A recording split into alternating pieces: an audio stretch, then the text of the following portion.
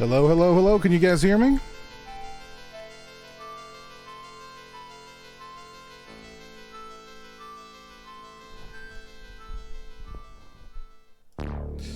How's everybody doing tonight? Oh, I see we've got Lauren here already.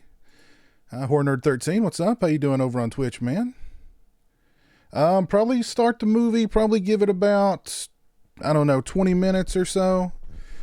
Let everybody kind of file in, and then we'll get the we'll get the party started here. So let's see, who have I got with me tonight so far? I saw Lauren in the chat, so hopefully he'll learn something tonight. I've got Jamie here. What's up, Jamie? What's up, Royale Lloyd? What's up, Sasha? James Devlin. Ace, what's up? From Ohio. Joe Bob Tarhill. Paul Gray. My buddy Dave. Steak Sauce. Al from Russia. James Devlin. Stone Sour. Jess Graham. Borderline 11. Carolyn P. Hello, Carolyn P. How are you? Sean Sr. How you doing, Sean? And Casey McMullen.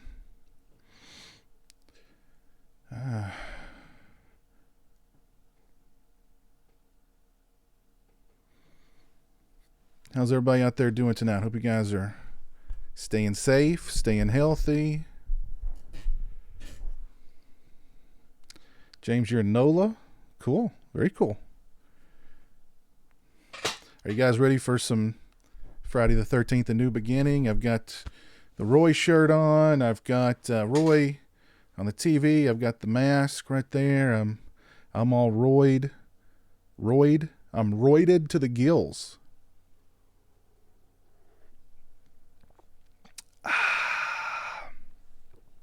And I got my antioxidants, so I'm good to go. I am good to go. JLC, that's me, 82. How you doing tonight? How's everything up in your neck of the woods? Ready for some debauchery tonight with Friday 13th Part 5, Dave? Oh, yeah. Thomas Roop, what's up? Joshua Kritzer, what's up? There's Christian in the chat. What's up? I know I've got Roy rage because remember, Roy was right. Just keep that in mind. Roy was right. You know, it was odd.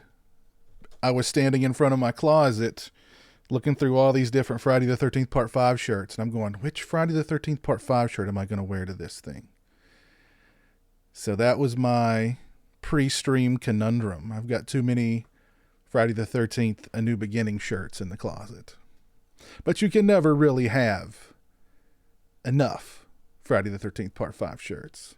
So, hey Joe, what's up, man? How you doing? Brian Trash, what's up? You got you some Chivas D whatever and Sleepy Time tea. You're going hard. All right, cool. Cool steak sauce.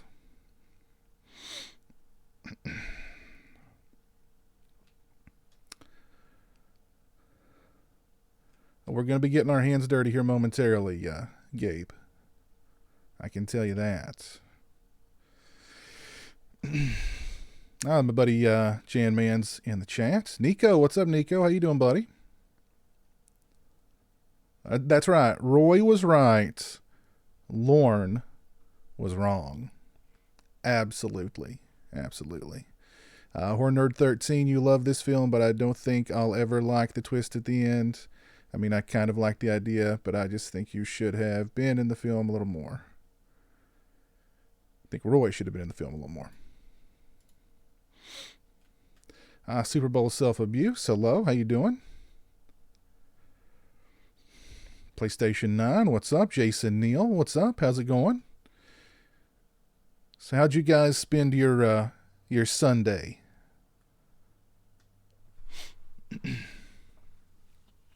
Guys, watch any movies today? Ooh, I watched The Hunt last night. I should have a review for that out tomorrow. But I did check out The Hunt. Anybody else see The Hunt? Hornard, you've been killing innocent people in Red Dead Redemption 2. Jeez. Yeah. We were talking about Kenny Rogers passing away last night on my Halloween night live watch along. PlayStation 9, you had lasagna. Very nice. Very nice. Pro Roy Chat majority, yeah. I mean, you guys all have good taste, you know. There's one individual in here, you know. He just has bad taste. We won't point him out. We won't point Lauren. I mean, I shouldn't say, no, we won't point him out. I'm not saying it's Lauren. But, you know, I don't want to single Lauren. I don't want to single anybody out is what I'm trying to say here. You watched Trick or Treat. You watched the Trick or Treat with Sam. Cool. T-Rex, you watched Alice, Sweet Alice. Very nice. Crystal Lake Counselor, my buddy Chris is in the chat. What's up, man? How are you? Nico, you finally watched Pieces, and it was everything I promised. Yes. Pieces. Oh, God. I think we should do a live commentary for Pieces very soon.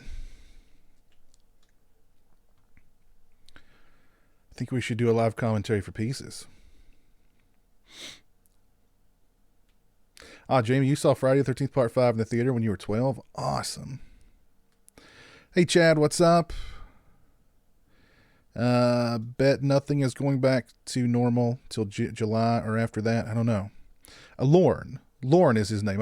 I may make it sound like Lauren, but it's Lorne. Lorne. No, Steak Sauce. I'm not saying it's Lorne. Not at all. Not at all. Don't want to, you know, single anybody out here. You watched Slither today, Christian? It's been a long time since I've seen Slither.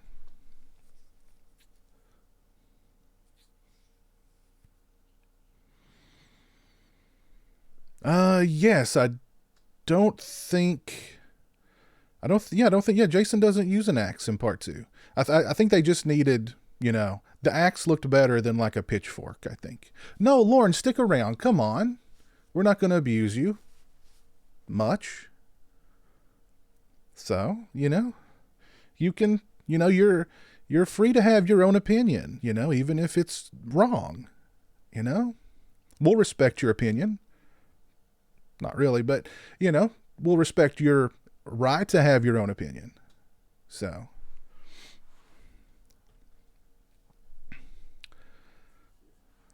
Yeah, Slither takes a lot from Night of the Creeps. It's still good. It's been a while, though, but I liked it.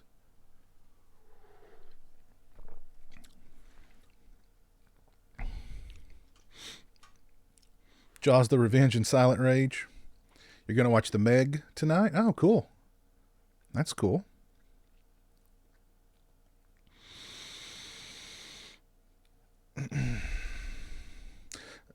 I agree, Christian. I absolutely agree. Friday the 13th Part 5 is probably the best Giallo.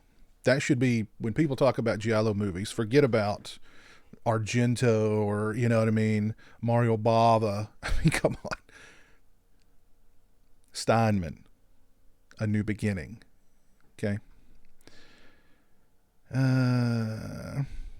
You're watching The Legend of the Hidden Temple on Pluto TV. Nice.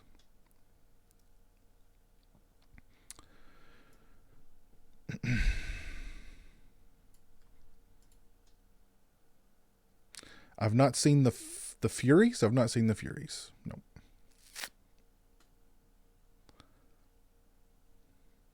Yeah, Lauren, you've got some love here. Stick around. You've got nothing better to do on this Sunday night.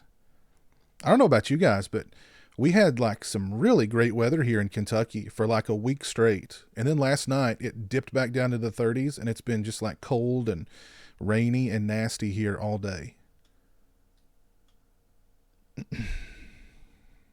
Oh, by the way, how many of you guys are feeling cabin fever?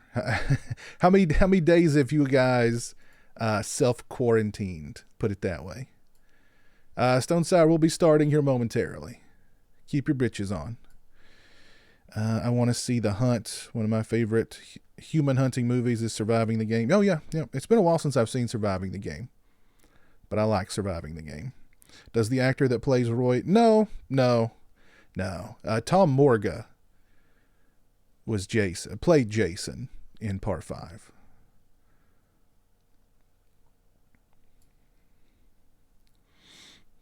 You're feeling like Jack Torrance?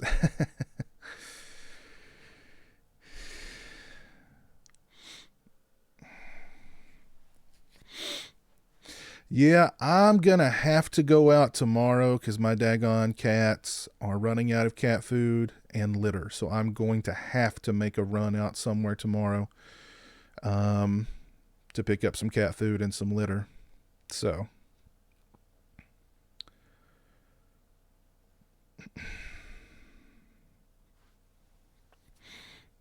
Joshua, you've been inside for 5 days.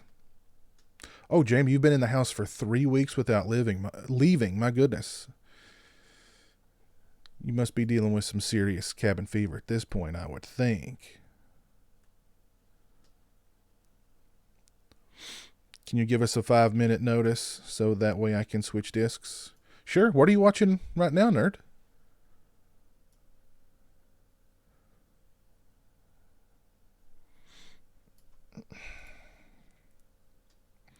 I can do a lot of stuff from home. I can do a lot of stuff from home. So, a lot of my stuff I can handle from home, just, on my cell phone. So, I mean, that's one good thing about my job.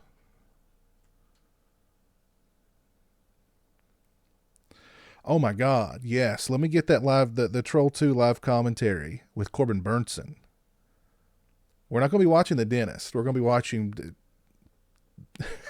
Troll 2 with the dentist Corbin Burnson.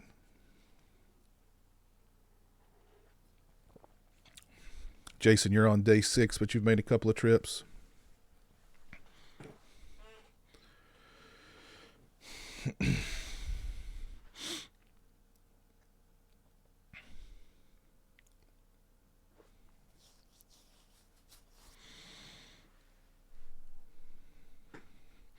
You've binged The Sopranos. I have been able to catch up on some movies, which is good, particularly some movies that I needed to review. So that's a good thing. And I was able to watch The Hunt, which again, that review will be out tomorrow. And I was just kind of hanging around here, had some time before the stream started, and I jumped on Amazon and started watching The Talented Sundown, just because I felt like watching a little bit of The Talented Sundown.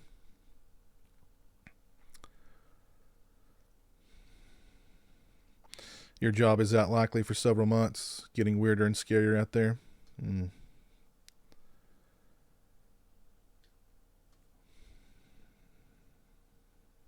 I know they've talked about like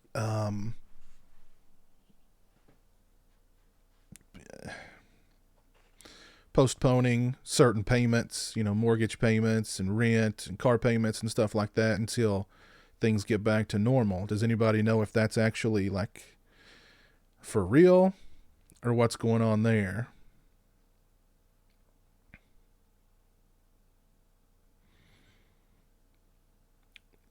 Yeah, I've done a review of The Talented Sundown.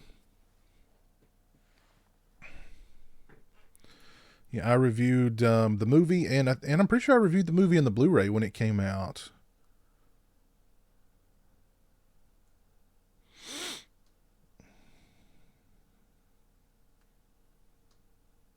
Hey Gibbs, what's up, man? Yeah, Talented Sundown's a lot of fun. It's a lot of fun. I really enjoyed. I really enjoyed taking in the shooting locations a couple years ago. That was really cool. You mean the remake, nerd? Yeah, I reviewed the remake. I didn't much care for the remake.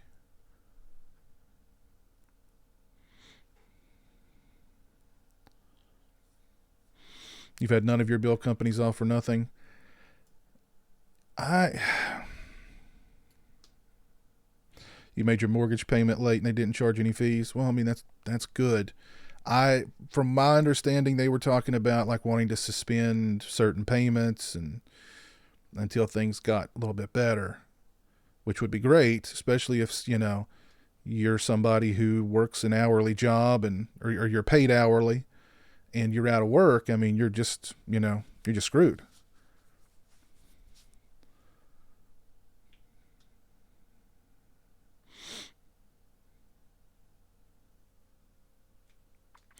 Do I think Victor that killed Joey is still in prison? No, I think Roy took care of him before he made it to prison.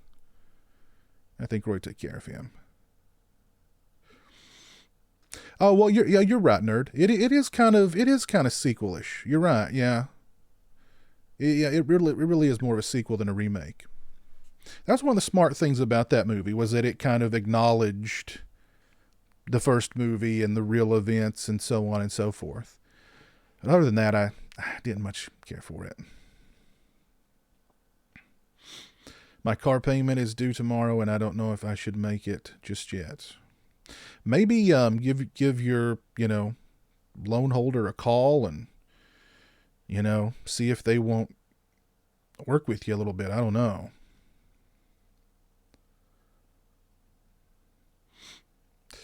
Adam, the motion picture history horror fan. What's up? How you doing, Adam? New Beginning is one of your favorite sequels for Friday the 13th, along with the final chapter in Jason Lives.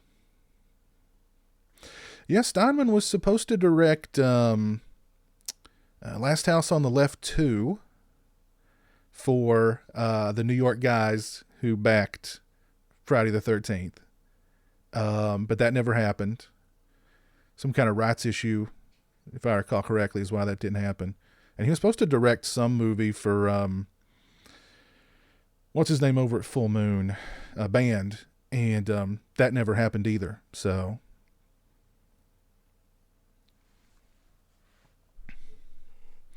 it's unfortunate.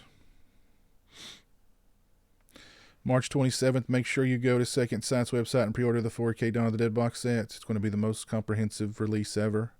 Oh, I know. I've got my calendar marked. Oh yeah, The Legend of Boggy Creek. I'd like to get my hands on that that new 4K release of that. Sting of the Scorpion, what's up? How you doing, man? You're watching The Hunt tomorrow with your new date. Nice.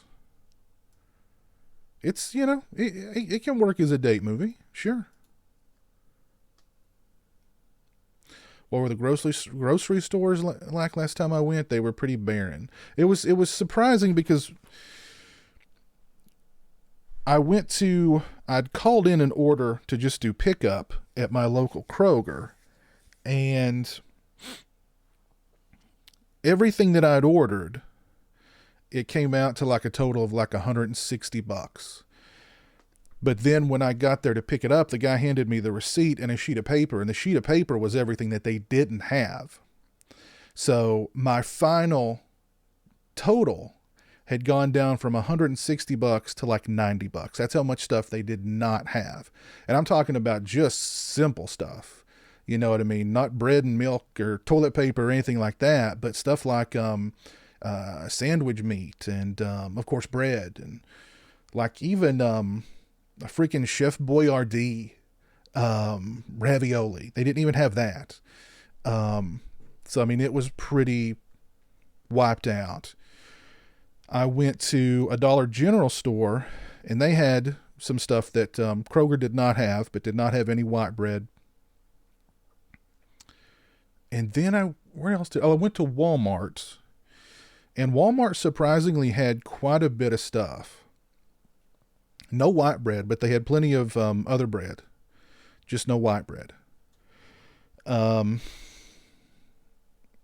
and they were really wiped out in like the cleaning supplies, as I recall. Of course, no toilet paper, no paper towels. There were some napkins, which I grabbed some napkins. But it seemed like they were really wiped out in like the cleaning products. David, what's up, man? How you doing? You just watched The Brain, Paul? Cool.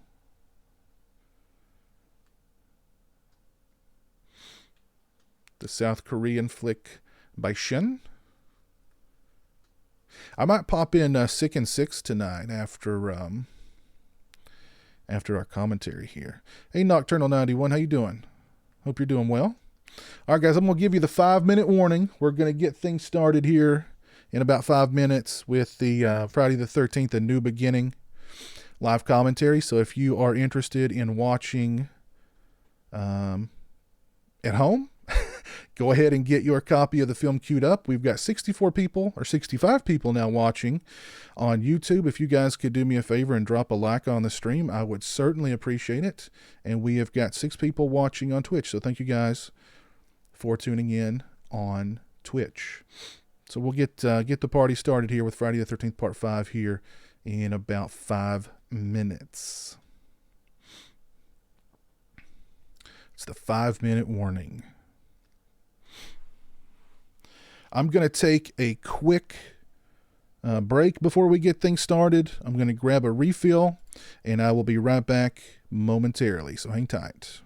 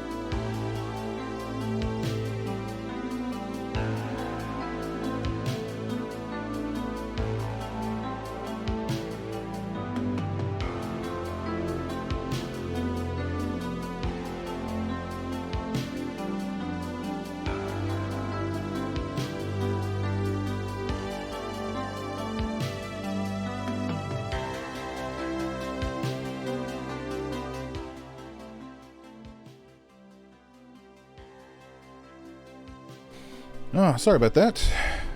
Needed to refresh my antioxidants here. And,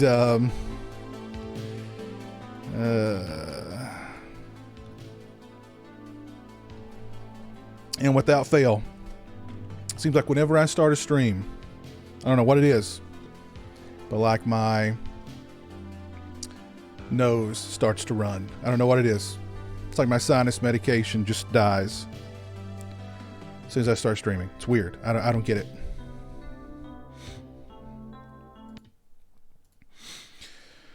Oh, goodness gracious.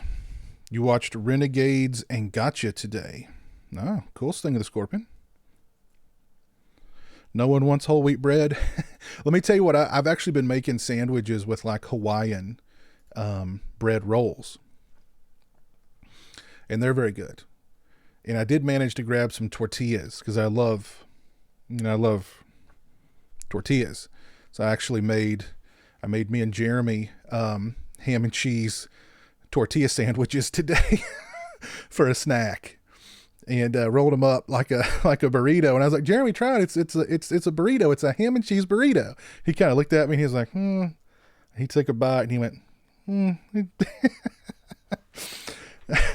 ham and cheese burrito. But oh my goodness gracious.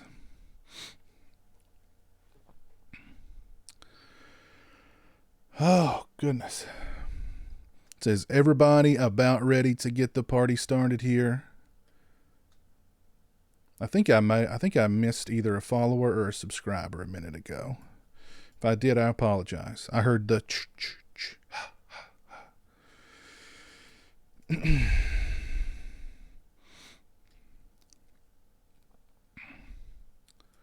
Yeah, Jeremy's already in bed, Sasha. He's in bed 8 p.m. sharp. And what's weird is that like even though the times shifted, he's still kind of on that schedule, even though he knows, like, I don't know, he gets kind of antsy at around 7:00, like, you know, like he like his body is telling him this is the time you go to bed, but he's looking at the clock going, but it's not 8:00 yet. So he's been getting a little antsy, and oh goodness gracious.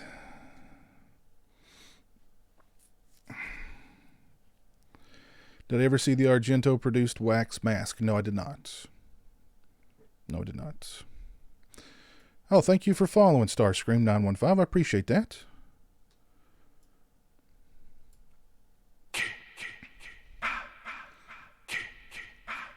Royal Lloyd, thank you for subscribing.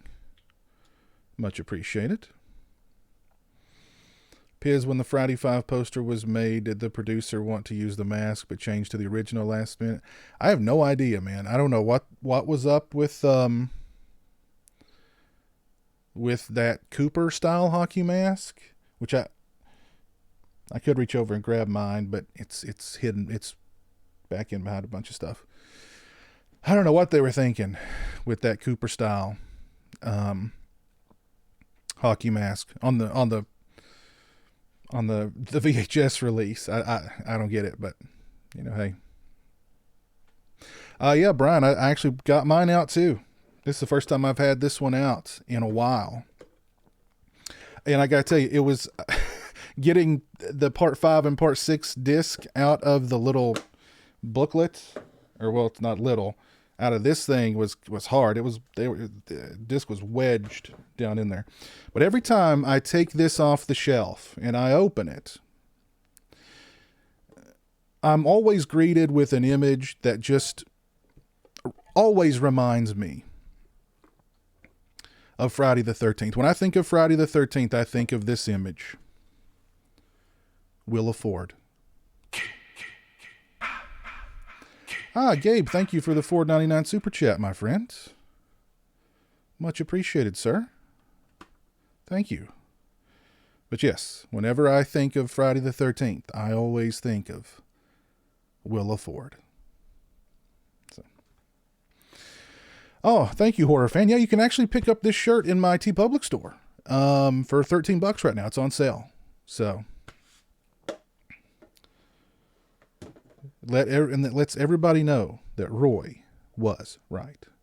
But thank you, Gabe. I appreciate that. I appreciate, and I don't know if you guys can see, but my little beer mug there filled up a little bit on screen. See that? My beer mug filled up a little bit. No, Captain Halloween, we've not started just yet. We're getting ready to start though. Sinister Antics is watching. What's up, Sinister Antics? How you doing, buddy? Well, yeah, I think you probably hit the nail on the head. Paramount just didn't care. They just said, just throw a hockey mask on there. And somebody was like, this is a hockey mask, right? Okay. Works for me.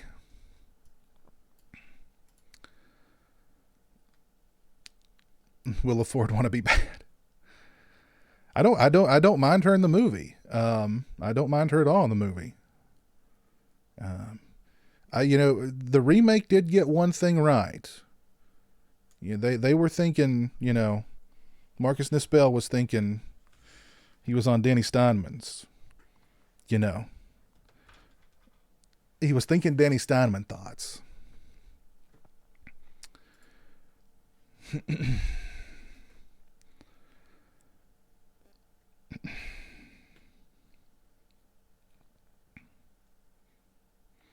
Carolyn P., you just sold your VHS copies of 4 and 5 a couple of days ago. I've actually got, hold on a second. Oh. I've actually got the Betamax. Right, yeah. It's a little dusty. Need to dust off my Friday the 13th Part 5 shrine. It's been a while. But, Betamax. I've got the VHS 2. I've got the laser. Gabe, thank you for... Yeah, watch it. Watch, it's going to fall into the mug. Those little pieces there. Wow, isn't that cool? It's like filling up the antioxidant cup, Filling up. So cheers to you, Gabe. I appreciate it. So yeah, I've got the Betamax. I've got the VHS. I've got the laser. Lauren, if Lauren's still here, I hope you're still here, Lauren. Lauren sent me a really cool, it's from Japan. It looks like a big, 3 1/4 floppy disk, for the movie. It's crazy. So yeah, my little Friday the 13th Part 5 shrine. Oh, actually, let me see if my camera will reach over there and I'll show you guys the shrine. Is it going to reach? I don't know if it's going to make it or not. Here's a little bit. Oh, shoot. Hold on, guys.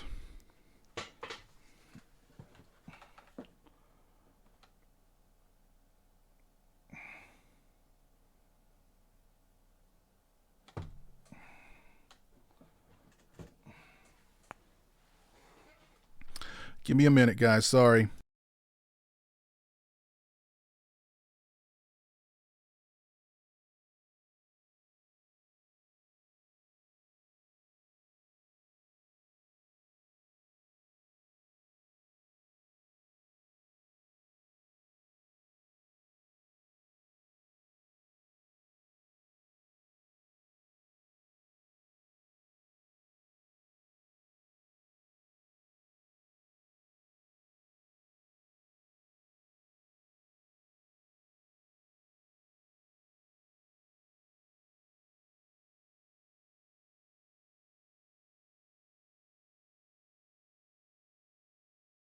All right, so I knocked over a can onto my well, I'm about to do it again. Jeez, oh Pete.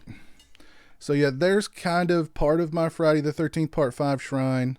That's about as far as my webcam will reach without me knocking over stuff and breaking stuff. Oh, here we go. Here we go. A little bit more of the Part 5 shrine.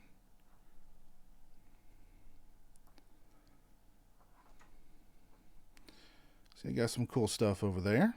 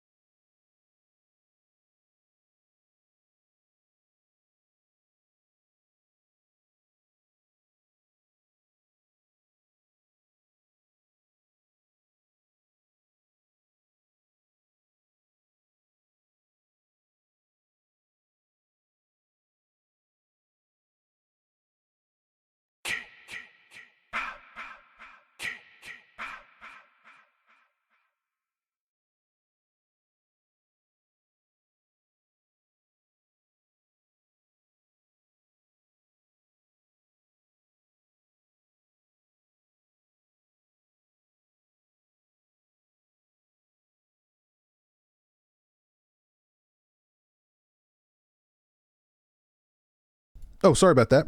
Forgot I muted myself. Yeah. Um, I knocked over a can with a little bit of soda left in it that went directly onto my laptop. So I had to clean that up a little bit. But you guys got to see the Friday the 13th Part 5 shrine a little bit.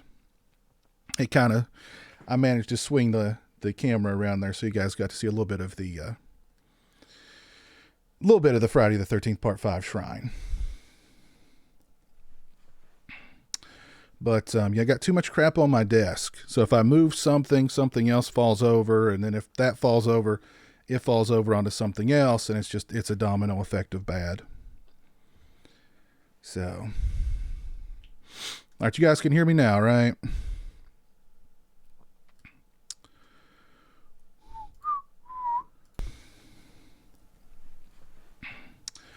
Yeah, all right. We got some sound back. All right, we're good. And thank you, Gabe, for that additional 99-cent super chat. Much obliged, my friend. All right, so are we ready to get things rolling here? All right, so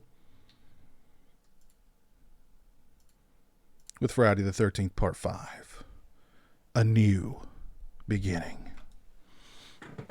Oh. Did I give you a hankering for some Chef Boyardee steak sauce? I'm sorry. I apologize.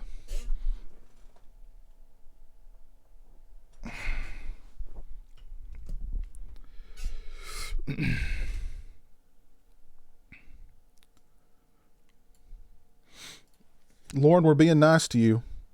Okay? We can stop that. We can stop that very easily. All right, guys, I'm going to count down from 5, and we'll get this party started. All right, in 5, 4, 3, 2, 1, and go.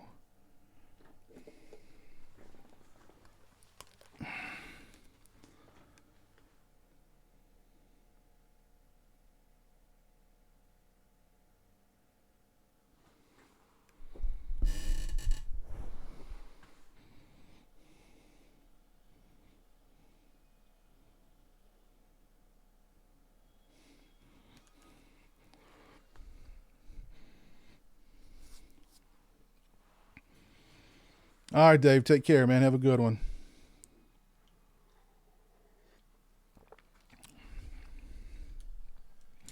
And we're just shot right out of a cannon with Part 5.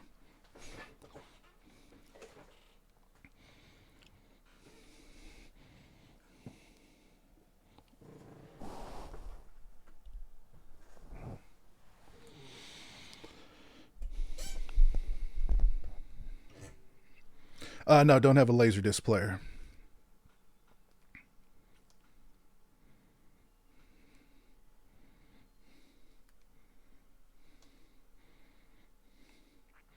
By the way, this person in the slicker there, that's actually a woman. That's not Corey Feldman.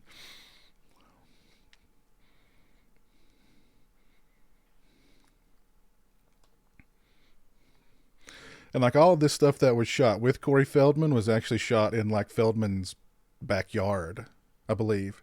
It's like somebody's backyard. I think it was Feldman's or Feldman's parents' backyard.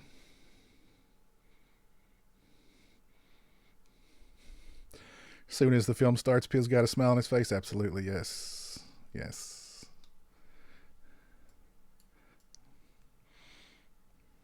They couldn't get Feldman to do the back. They Steinman only had a very limited amount of time to work with Feldman. I think he was doing maybe Goonies at the same time. So he was doing Goonies during the day, and then at night he shot this his little part here.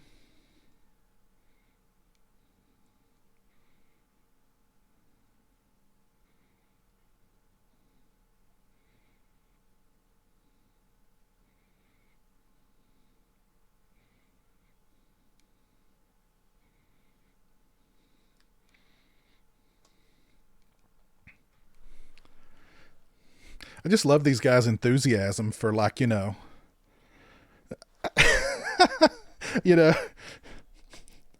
digging up this grave. They're just so enthusiastic about it. We're going to see the main man. Yeah.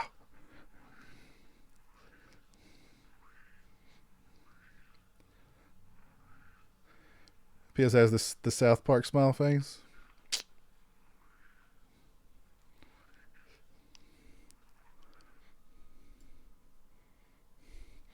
I just love this movie.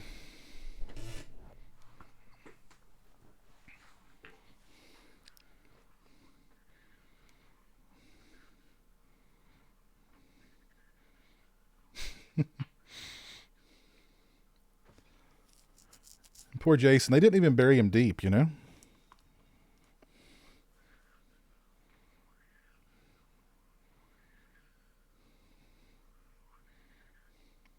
And why would they bury him with a machete and a freaking ice pick? I mean, it doesn't make sense.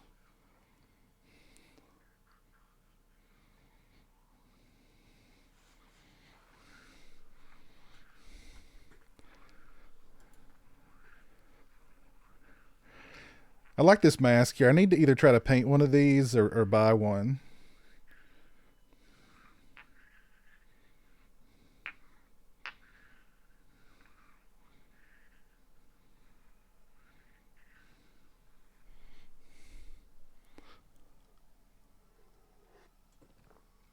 Yeah, I'm pretty sure that's Morga. Yeah.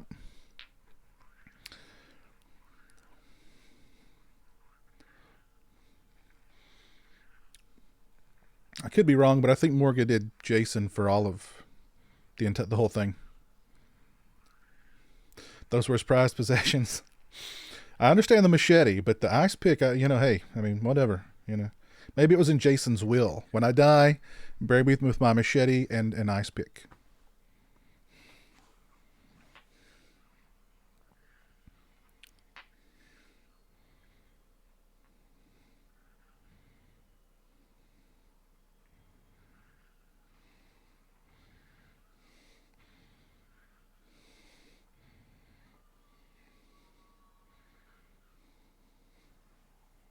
It was all just a dream.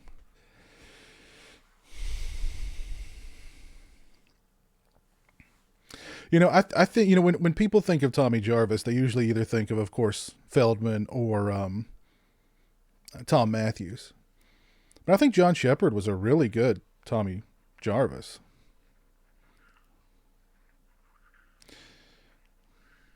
They really wanted him to come back and play Tommy Jarvis in part 6, but at that point he had become religious and you know, it was a no-go.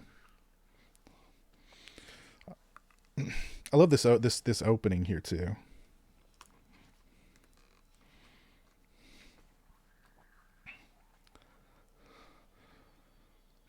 The mask just obliterating the logo.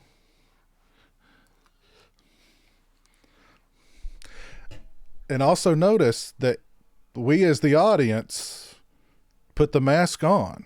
Okay? There's some symbolism in that. Such a great cast in this movie. Shavar Ross, Reckless. Oh, oh.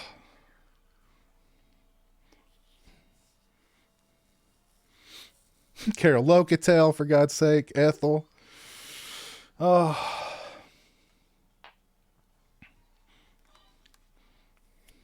Tiffany Helm.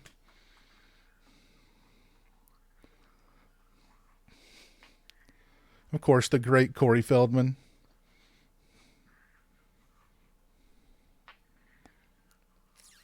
I agree, Sasha. I agree.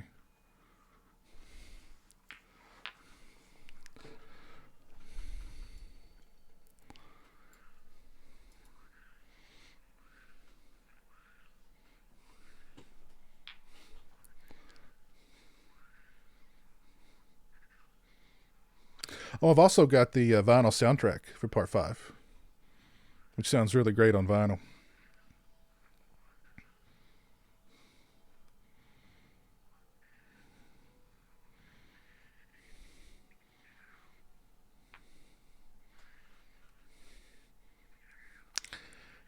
I would too, Jason. I would have too.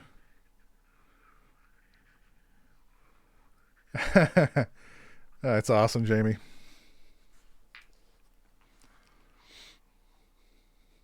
Yeah, it would have been really cool to watch this in the theater. It'd be really cool to watch this in the theater now, I think, with, a packed house of people who, love this movie.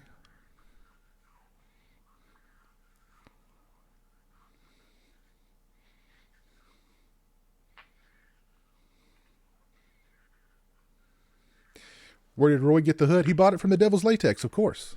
What do you think?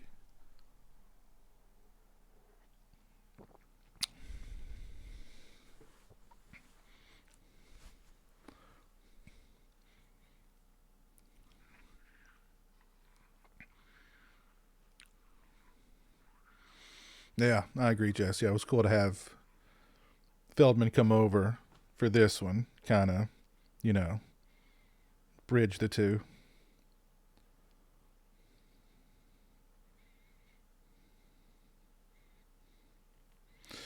Would you guys say, well, I mean, I think it's kind of obvious, but I mean, the Jarvis trilogy, 4, 5, and 6,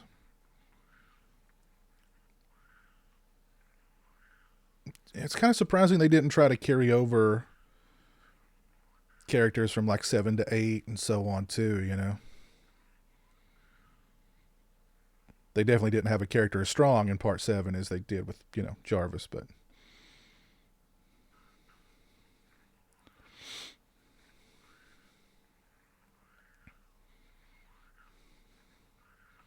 ain't time, doll. I love that. He turns his ear. The on switch. Oh god, this movie is just brilliant, brilliant. This movie came from the mind of a brilliant and sleazy man. May he rest in peace.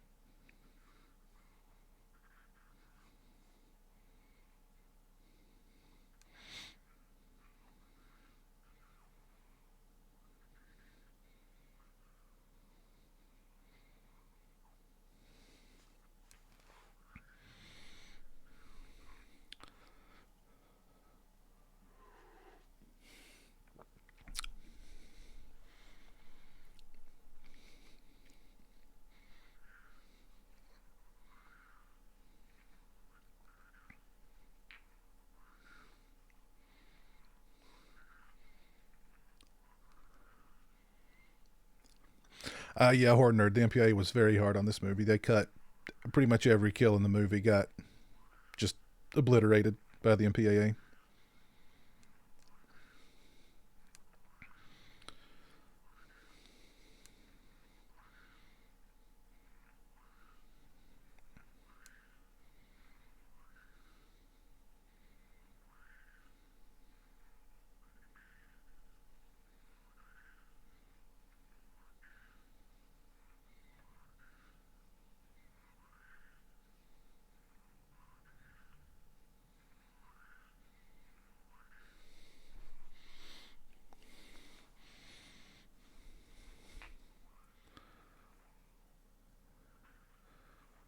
Oh, that's right, Jason. Yeah, yep, that's the same guy.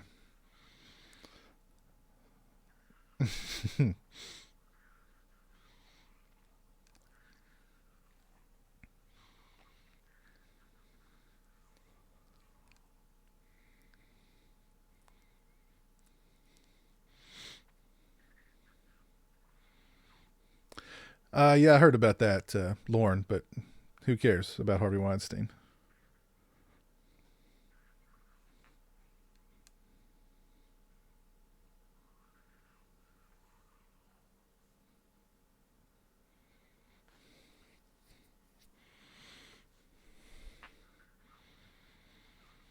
We're about to meet the legendary Reckless.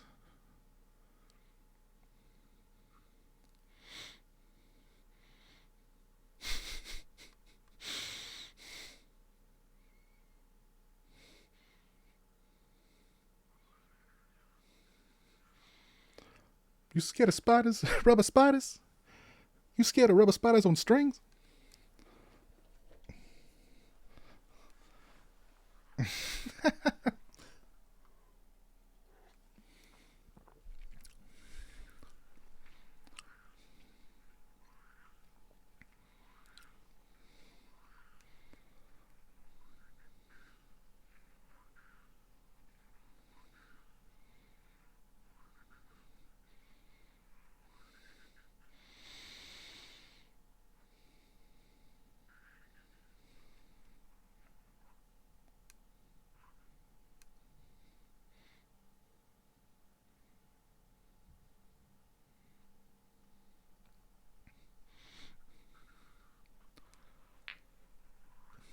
Young Creighton Duke. That's right. Yeah.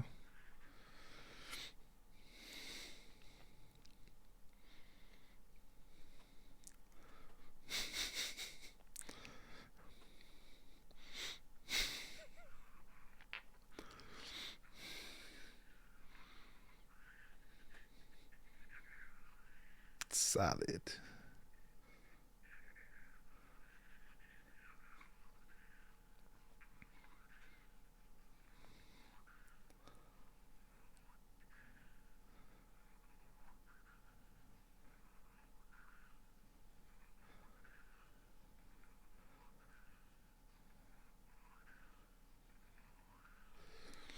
All right, Adam. Take care, man. Have a good one.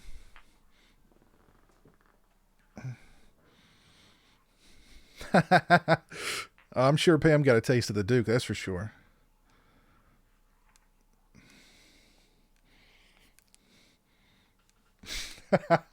Oh God.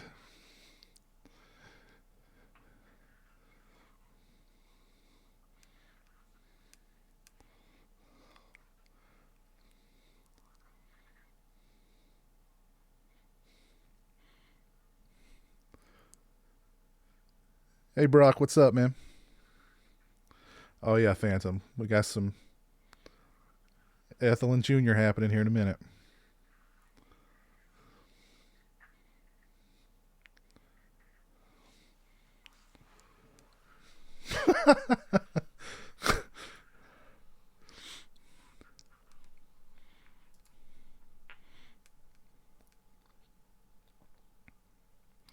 Shavar Ross played a character named Reggie in the pilot episode of MacGyver. Wow, that's cool. Oh, here they come. Here they come.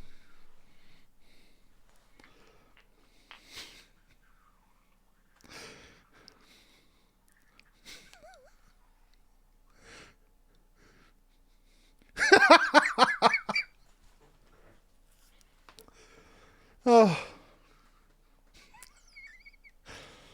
oh,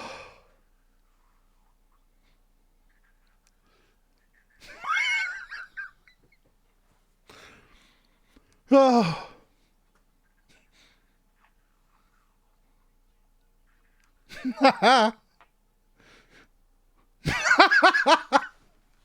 Oh, oh God. Carol Locatell, so good. So good.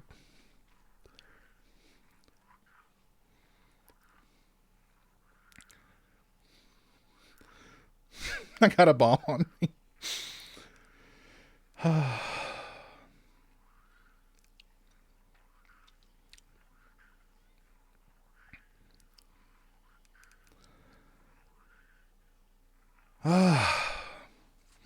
I mean, characters like that, again, I mean, they come from a place of brilliance.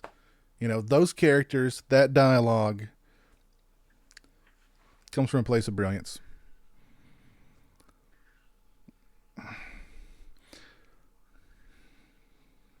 When you were younger, you thought Ethel was Adrienne Barbeau? Really? Oh my God.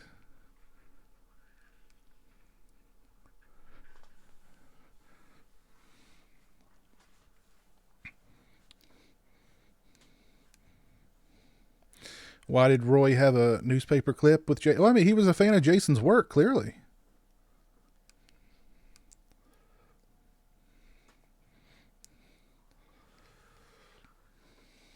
Oh, goodness. We're about to see what started it all.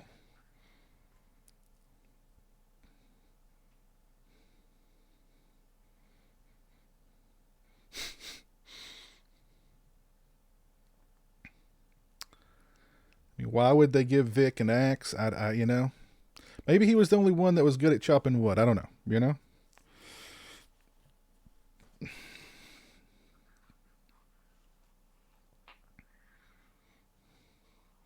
He's got a chocolate bar in his pocket. He's got a chocolate bar like inside his little hoodie. He's eating a chocolate bar. This man's got chocolate bars. He's got one. He's got a chocolate bar in his pants pocket too, I believe.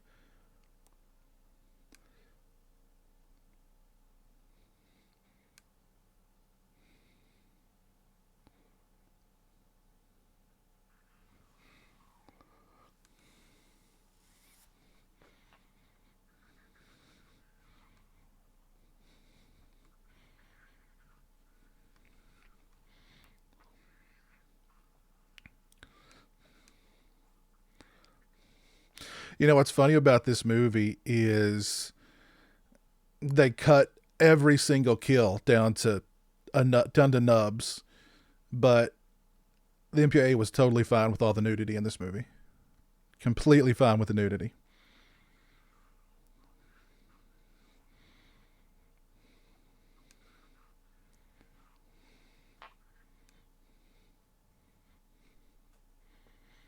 Let's see, timestamp. I am at 19 minutes and 54 seconds.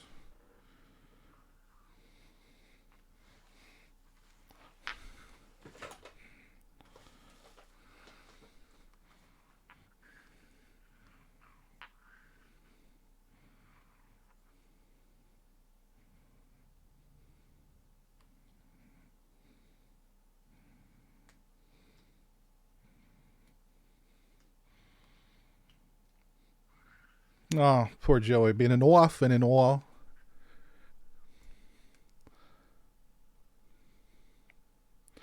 You had a thing for Violet when you were younger, nerd? Oh, yeah. Bonnie Hillman, the hitchhiker from part 4, and Dominic Braja appeared together in an episode of Knight Rider. Ah, nice.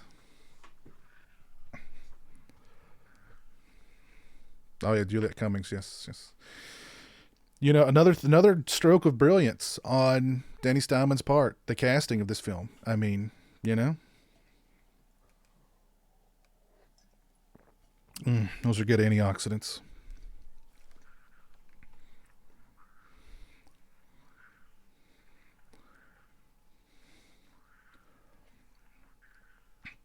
Oh, Joey, R.I.P., buddy.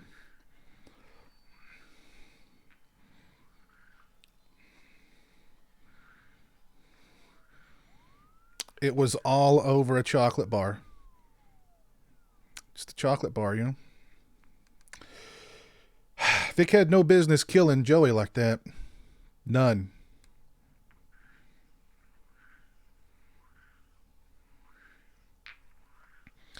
And Vic's like so happy with himself. He's like, I got him good.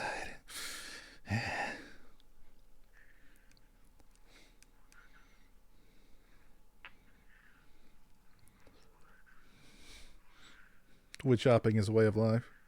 No, I've not pre-ordered the Part 7 vinyl yet, Chris. I don't know if I'll get that one or not.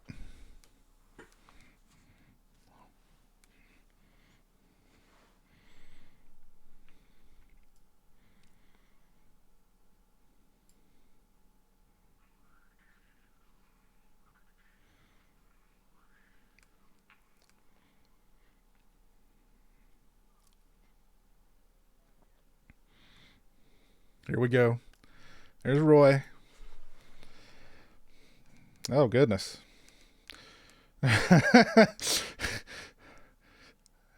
Roy's reaction. Oh, great dialogue.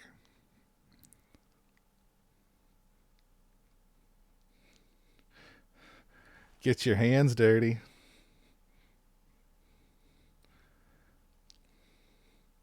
And that's the moment Roy snapped. That's the moment he snapped. There it was.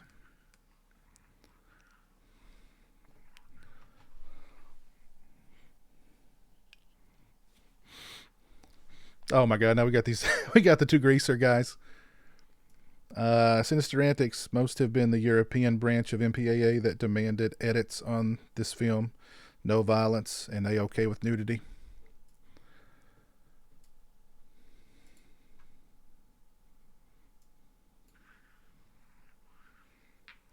Oh, rat-tat-tat-tat-tooey.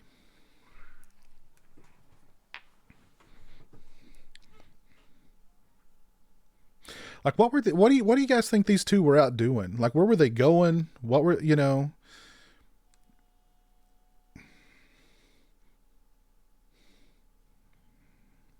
Because I mean, these two had to be like the only greasers in Crystal Lake, right?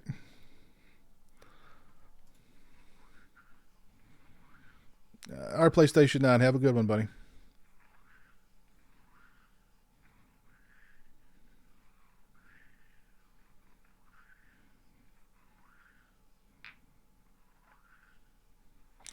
Are these buildings still in existence? I don't think so. I don't think I've ever seen like a anybody do a set visit to the Part 5 locations. Maybe I don't remember.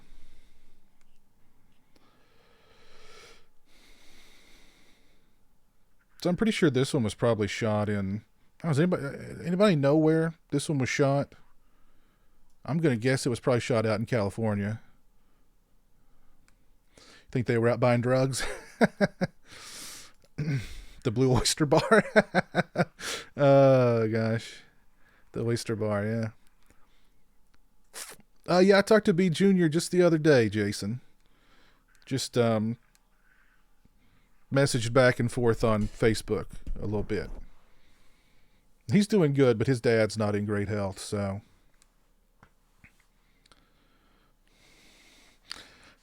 The road flare. Ah.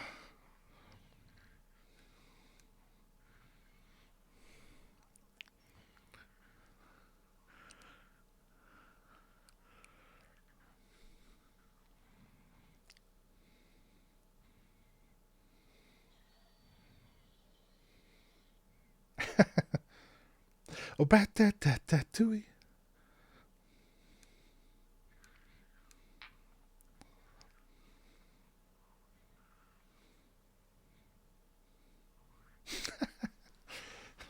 Oh, bat tooey. Camarillo, California.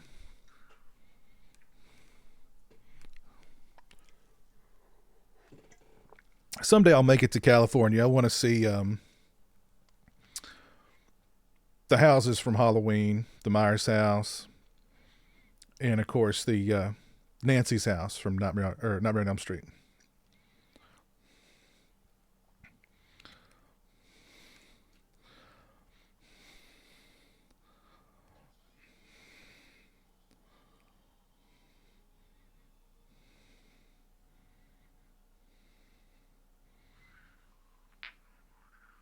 Mm. Leatherface or Roy? Uh, I love them both. They're both like my children. How can I pick? Franklin Canyon. Franklin Canyon Drive is where this was filmed.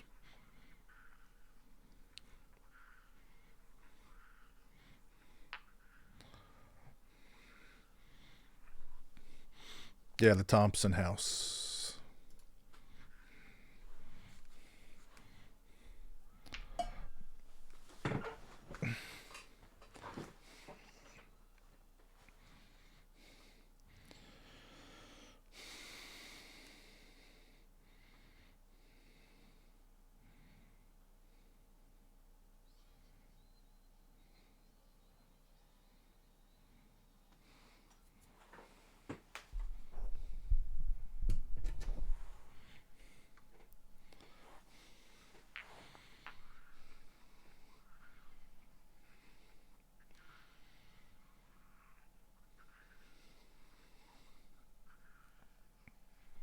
Tommy spends most of the movie sweating profusely.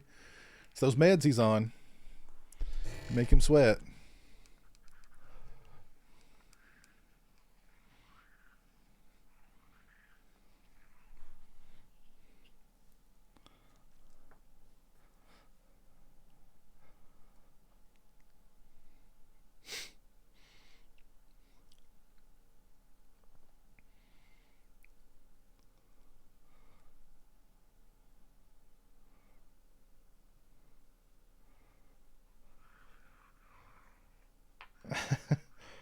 I just love the characters in this movie, man.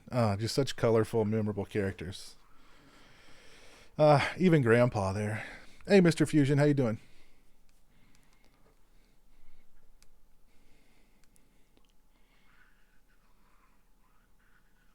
Part five used some of the same filming locations as part four.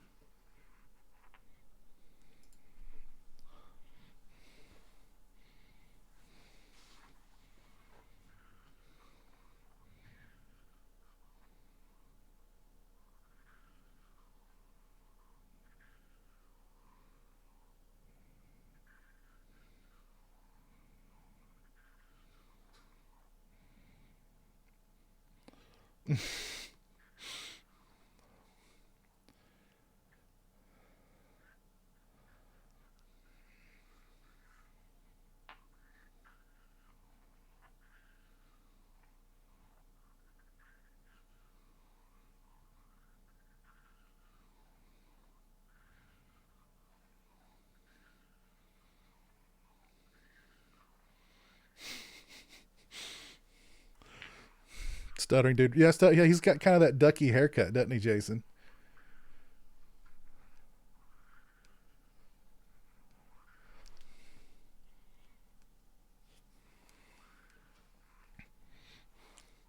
Well, they wanted to keep you guessing, Dave. Is it Jason? Is it somebody else?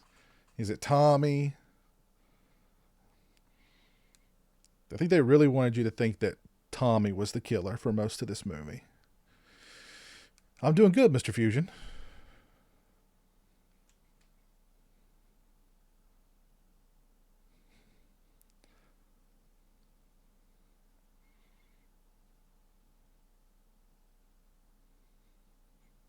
Well, I mean, he's been institutionalized for years and years and years. You know, got to be tough to make it in those places. So, I'm sure he learned to fight by getting into a lot of fights. Yeah, we're getting close to the diner scene, Sasha. I'm at 3108 right now.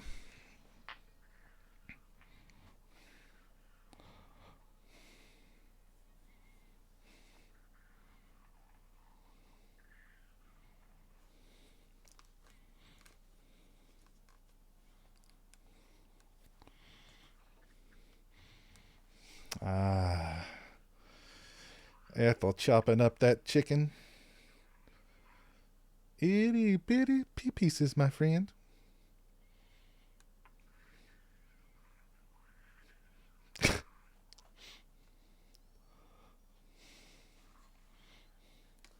And that wig that Carol Locatel's wearing is the same is the same wig she wore in a Burt Reynolds movie. I can't think of what the Burt Reynolds movie was, but she played a prostitute. That was the same wig she wore. Of course, I mean it's all messed up here, but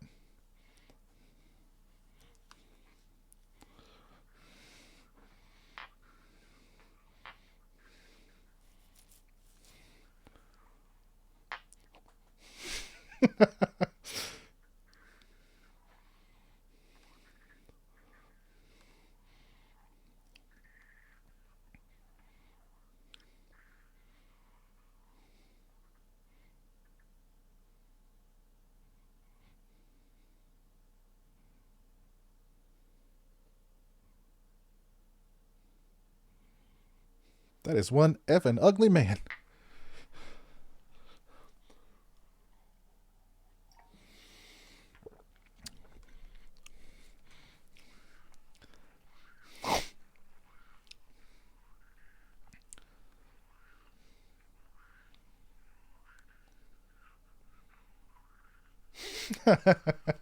Ron Sloan.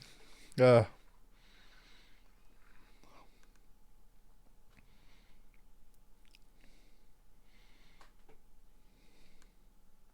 one thing this movie did too is it kind of opened up, Crystal Lake. I mean, because here's Roy. You, you talking to me, Sheriff?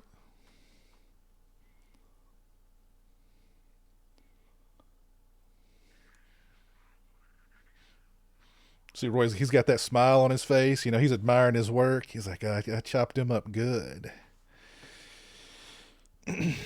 But yeah, they really kind of opened up Crystal Lake a little bit here. You've got these cops. You've got, of course, Junior and Ethel, the neighbors. You've got paramedics. You've got the mayor here in a little bit. You've got this dude and his girlfriend at the diner. This is Tom DeSimone. You know, it's funny. I'm friends with him on Facebook. He looks, he still looks like this to this day. He's got the mustache. It's him.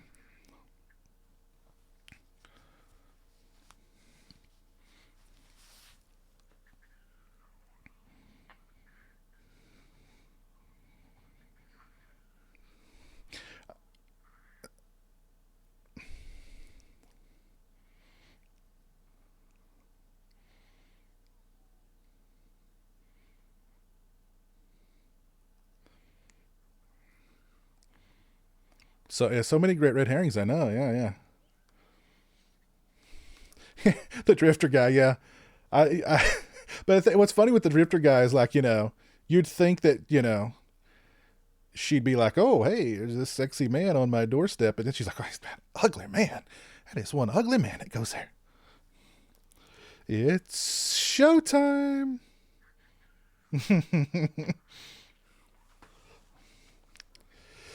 And now, I mean, this guy does a lot of blow.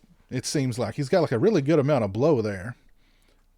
Do paramedics make that good of money that they can afford a lot of blow? Now, apparently there was a lot of cocaine consumed on the set of this movie, as if you couldn't tell. Snow flurries up your nose.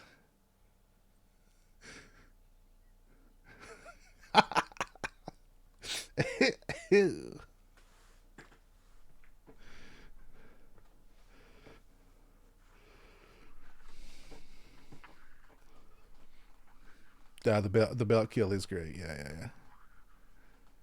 The diner is in Agoura Hills, California.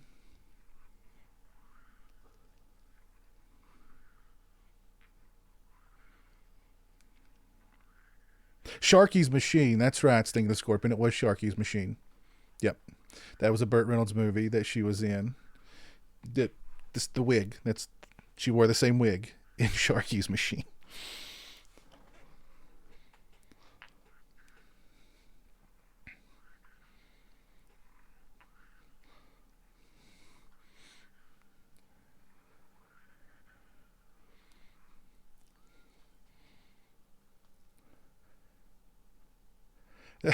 It might have been Steinman Stash, yeah.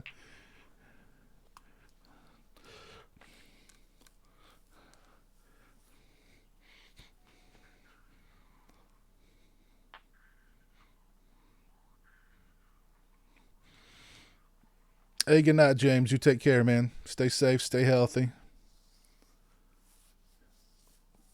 Well, this is my favorite sequel, Mr. Fusion.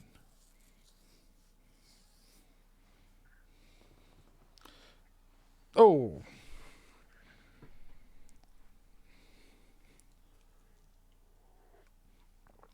he was so high on blow, though. Didn't feel a thing. Didn't feel a thing.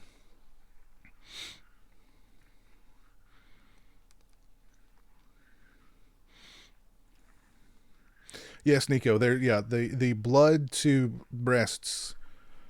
It's far more breasts than blood in this movie.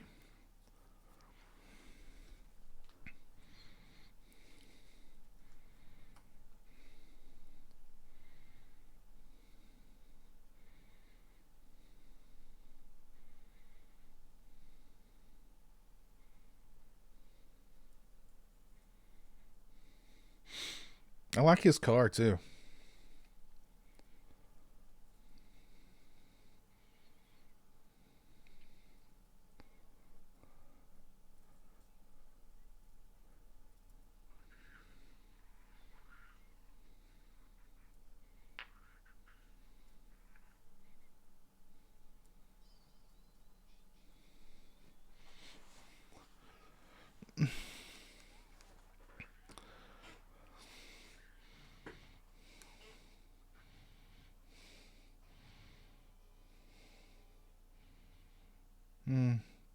Night night, Lana. Is the nudity why I love this movie? It's one of many reasons why I love this movie. What exactly was the new? Well, I think the idea was that Tommy would be Jason from henceforth, or that Tommy would, you know, because I mean, kind of at the end of this movie, Tommy becomes possessed by Jason. So I mean, this was, I mean, a New Beginning had a difficult.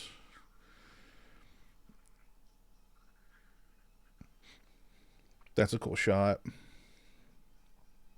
A New Beginning had a difficult, job to do. You know what I mean?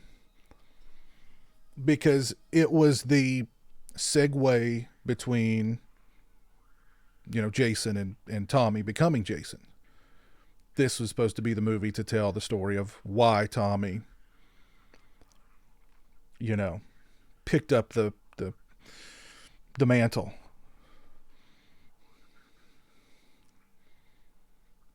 I love this mayor guy.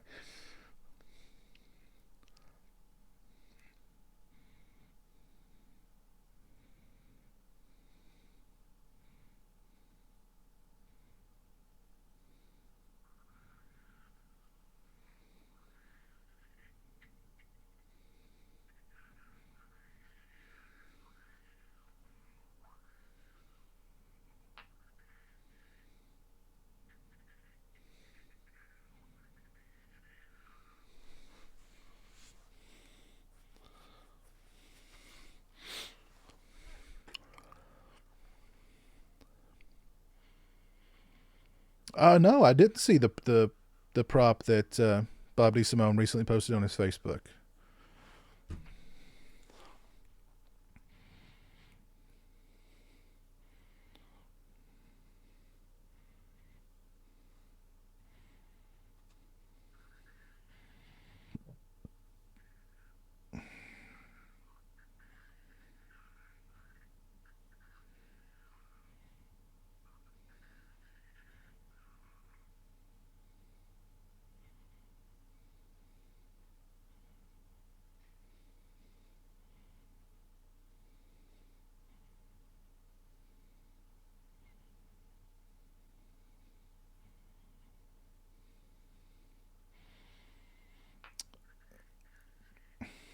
I see he's posted something from the Unger Institute of Mental Health.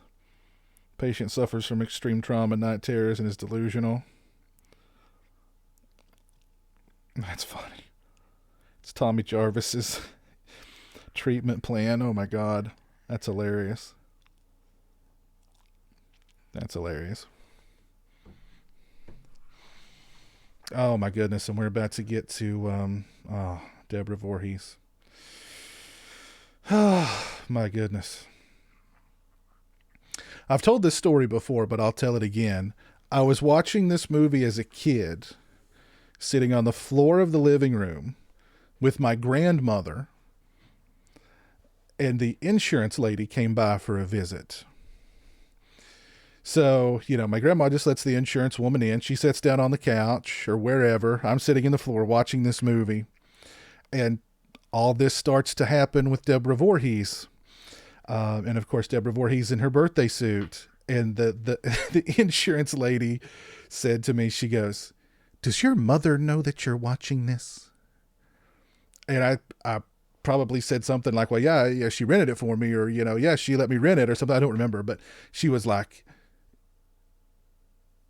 just shocked that I was, watching this as a little boy. I just remember her tone. I remember it plain as day. "Does your mother know you're watching this?"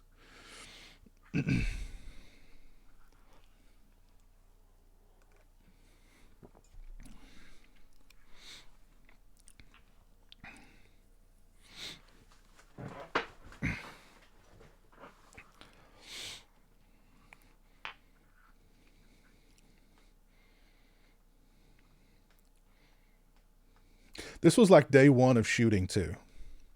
So, I mean, of course, brilliant Danny Steinman. He schedules this day one of shooting.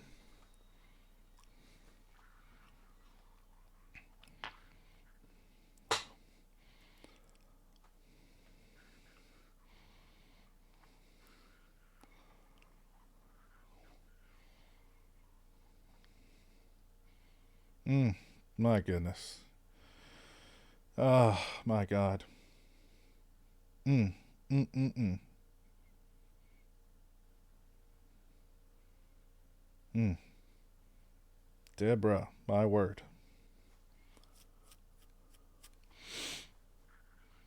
God broke the mold after he made Deborah Voorhees.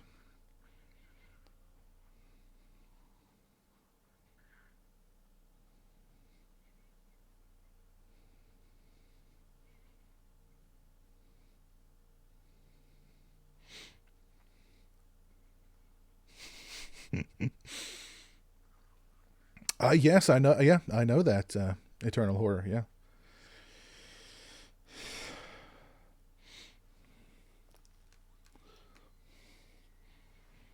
Oof.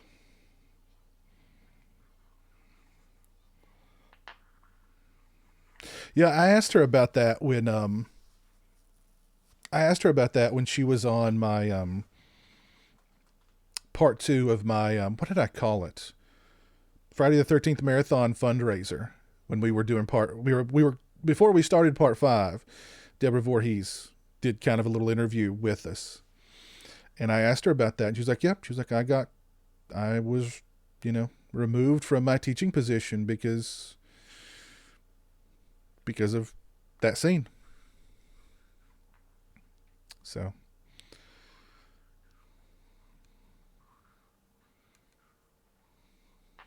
but she's sweet as can be.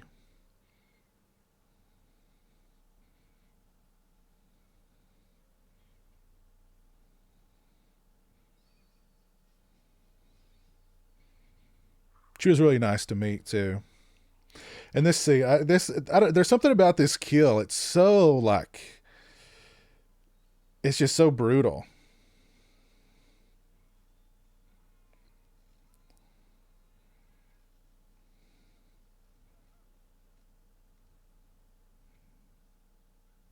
I mean, where do you get that idea from? I'm gonna throw a strap around his around his eyes and kill him with that. Jeez.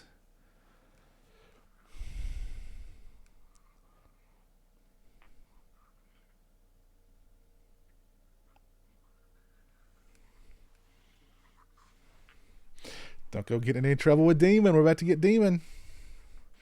I had to get off on there best I could foot for the film.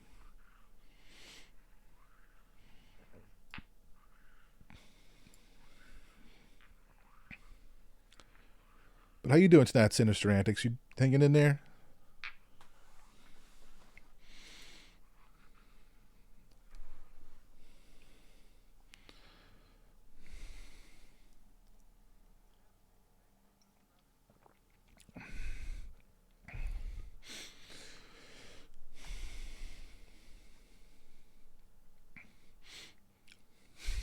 Jason comes into contact with Roy dressed up. How does Roy meet his demise? Jason, hey, Jason might be like, hey, go, I need a break, you know, you go, you take care of these two, or, you do your thing for a little bit. Let me take a break. And then, I need a vacation.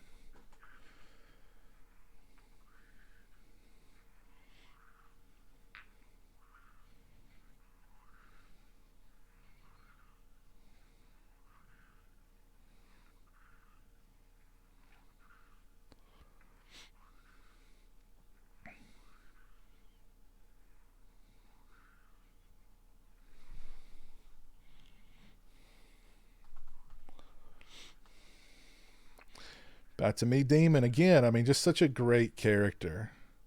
Oh, such a great character.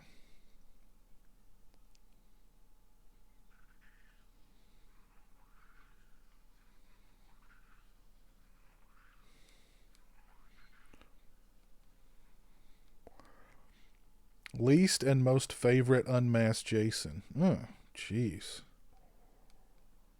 Uh,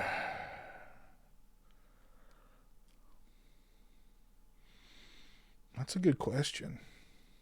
I really like the look of 3, and of course, I like the look of 7.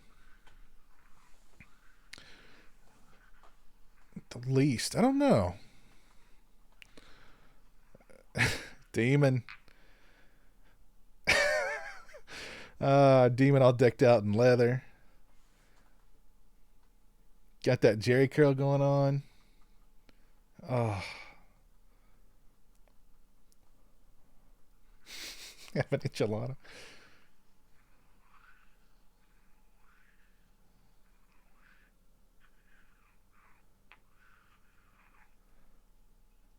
Where'd you get that?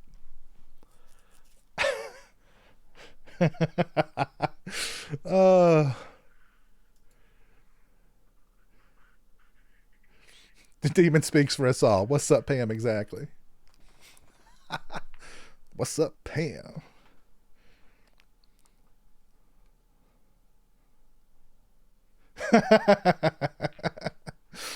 uh,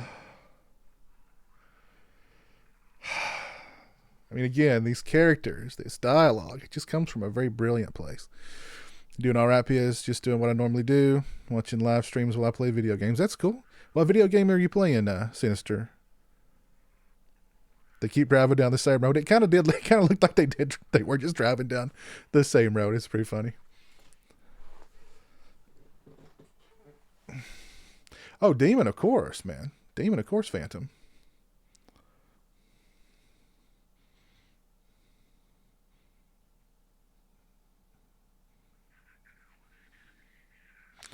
I don't know. That's a really good question, Chris. I don't know. I don't know. That'd be, yeah. Like if Roy was unmasked toward the end and he explained like why he was doing, what he's doing. Yeah. That might have even softened the blow a little bit of, why people were so initially pissed off at this movie.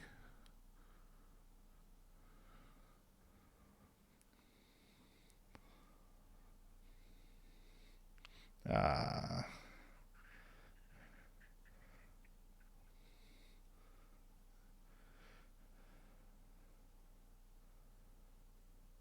You're from the Looney Farm. Looney Bin, I'm sorry.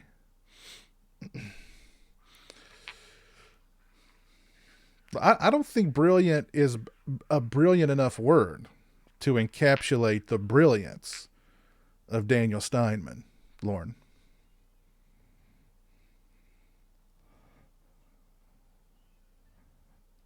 Oh,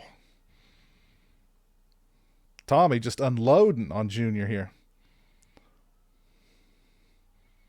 Kidney punch. Oh my God, that crazy kick to the face.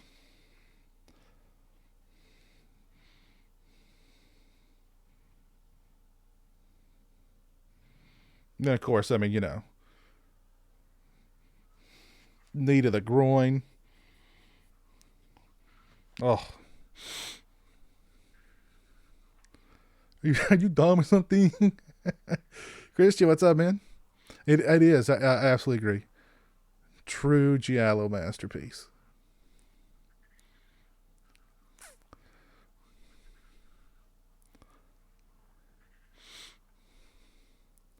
Giallo kicks from Tommy.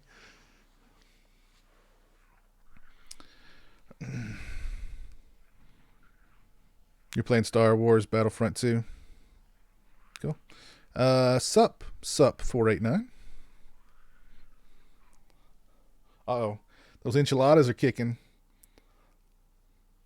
Some damn enchiladas. Oh. And him running with his cheeks clenched. Oh. Oh, God.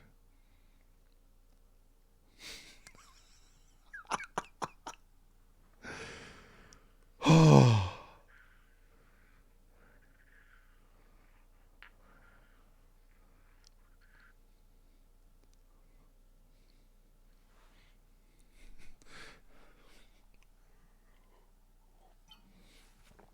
Some damn enchiladas.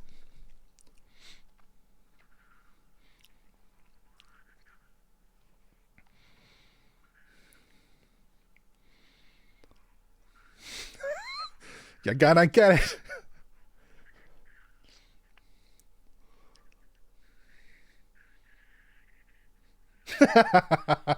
This shit box is gross.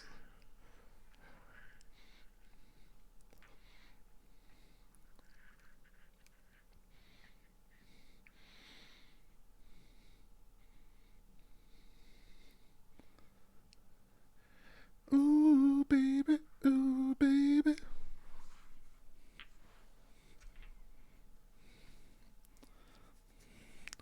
Ooh, baby.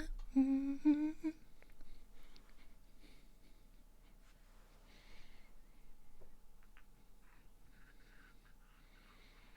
Miguel's just got the voice of, a soulful angel.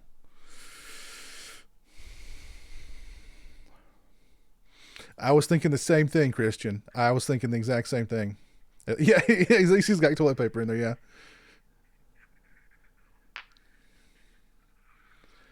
Ah, sure, Jason. We can make it happen, man, for sure.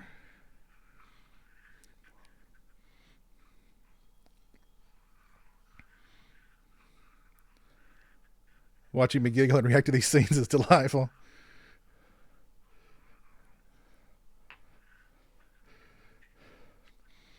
Poor Demon, man. He did nothing wrong.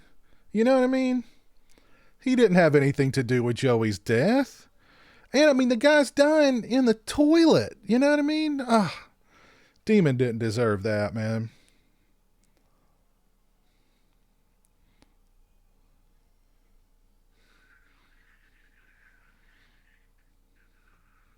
Poor Demon.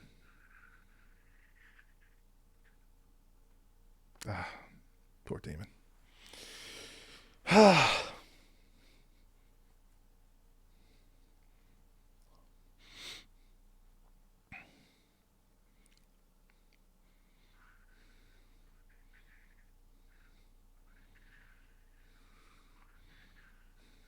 And Reggie in that awesome red outfit. Oh my God. Great stuff. I would never eat enchiladas and have to go to an outhouse.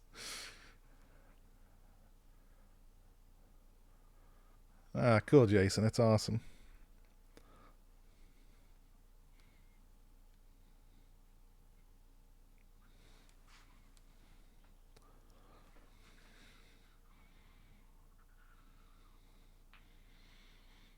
Movie starring Mama Ethel and Crazy Ralph would be amazing. It would. It would be great. It would be great. Guilt by association. Poor Demon. He did not deserve that.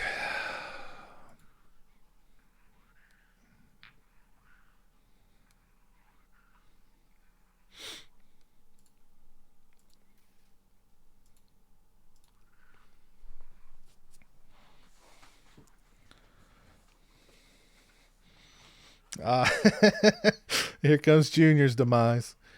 Here, baby.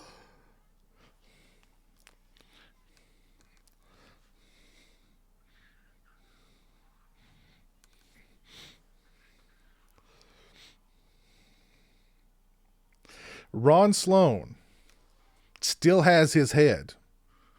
He still has the head. He brought it to the convention that I met him at. And I actually took a picture with him holding his head. Great stuff. What's up? What's up, Liam?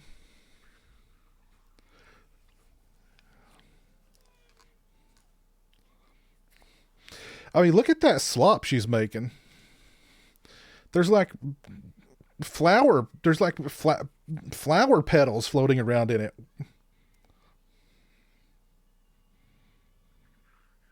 Man, that's some wild stew.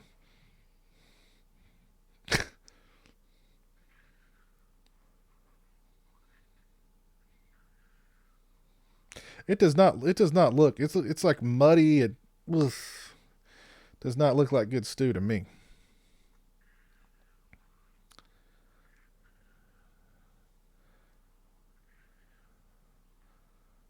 Maybe Ethel was the sister of Crazy Ralph. Probably.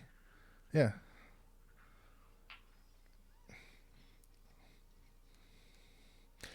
Yeah, see, there's like flower petals or something floating around in there. Maybe it adds flavor. I don't know. Favorite horror movie is Texas Chainsaw Massacre, 74. Jeremy and I are doing good, Liam. She spit in it too. I know that's the secret. That's the secret sauce. Is Mama Ethel's saliva.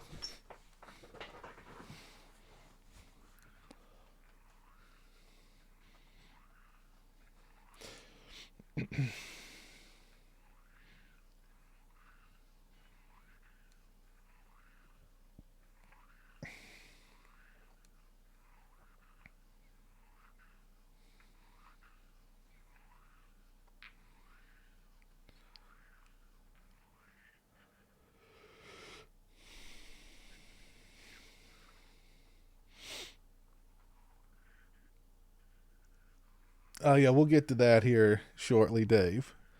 The disappearing and reappearing pink sweater.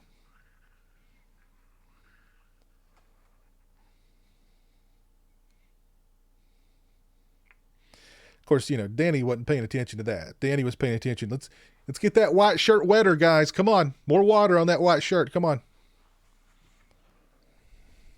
saturate it down, guys.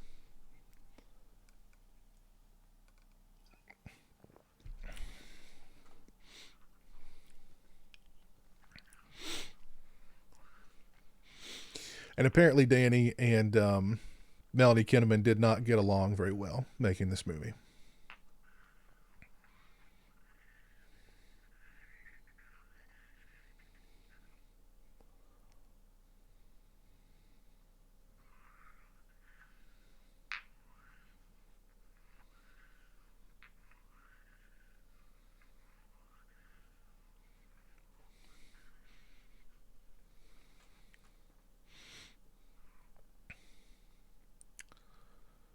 All right, Liam, take care, man. Jeremy's favorite horror movie would probably be.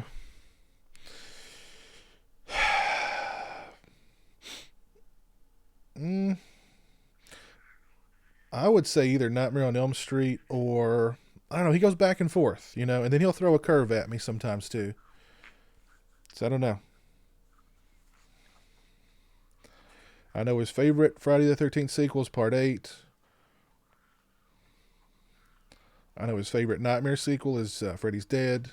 And his favorite Child's Play sequel is Part 3. He's pretty consistent about those.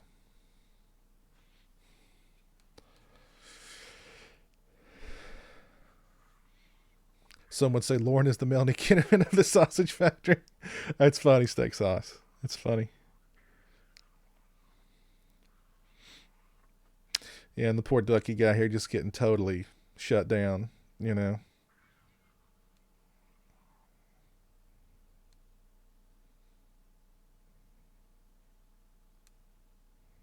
Poor guy.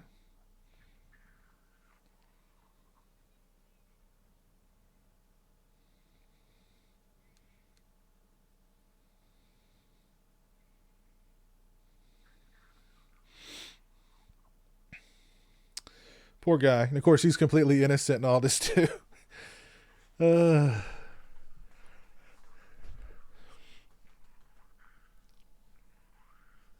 yeah, at least he made the cover of Fangoria. That's right, Sting and the Scorpion.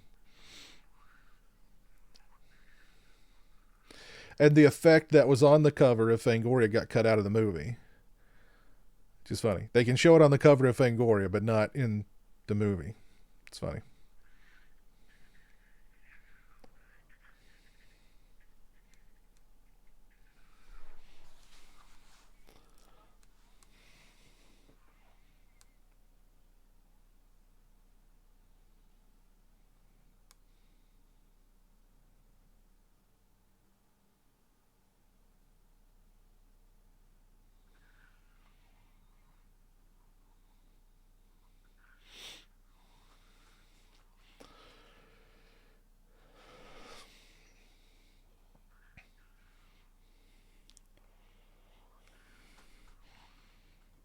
This really should have been John Cryer.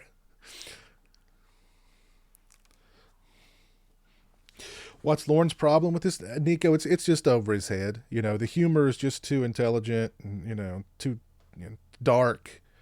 He just can't get it, And he hates the fact that Jason's not the killer. That's why he also hates part one.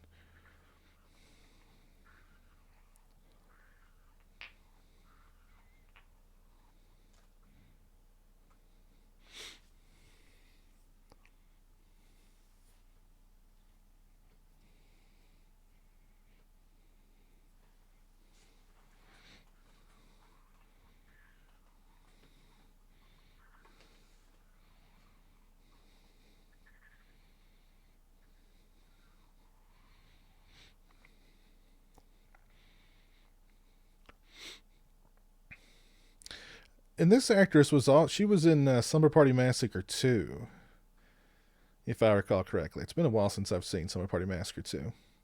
But of course, she graces us with herself also. So,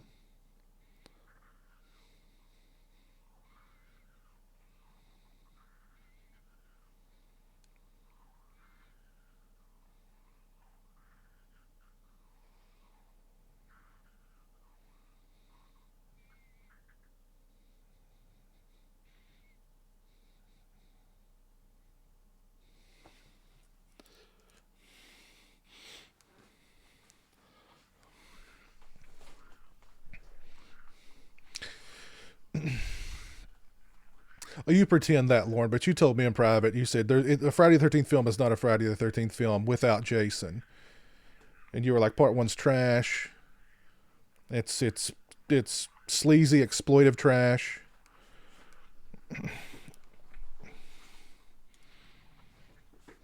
I mean, just don't be such an SJW, dude. Come on.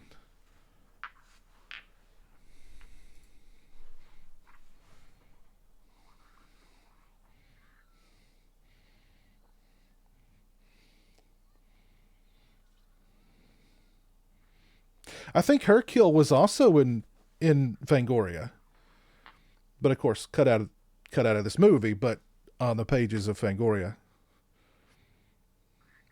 I don't know. I've seen pictures somewhere of the machete out the center of her chest. And of course, you've got Violet here doing her thing. Uh,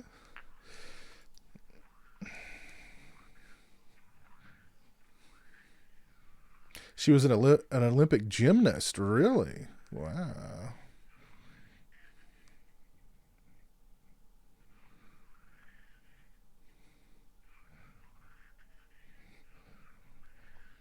Great song here. Great song. Love this song. Now, this is just how, according to Tiffany Helm, this is just how she danced in clubs. So this wasn't like, in the script for her to dance this way. She just, that's just how she danced in clubs back in the day.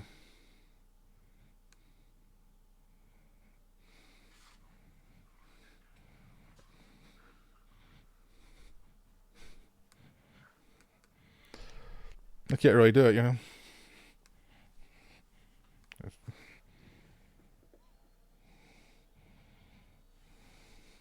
of course, you guys know her original death, right?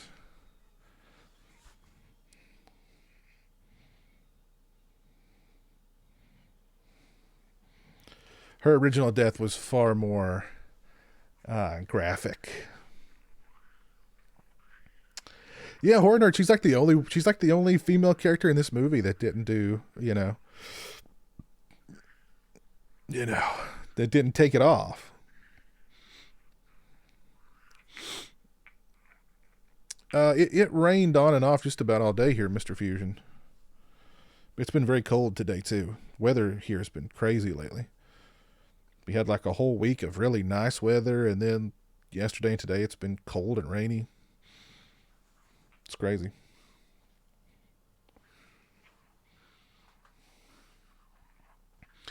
Now, I mentioned in a live stream not long ago that I watched part five on television.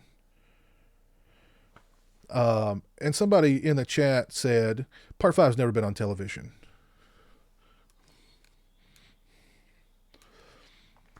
And I don't know if they were joking or what, or if they were serious, but it's like, yeah, part five used to play on USA Up All Night all the time.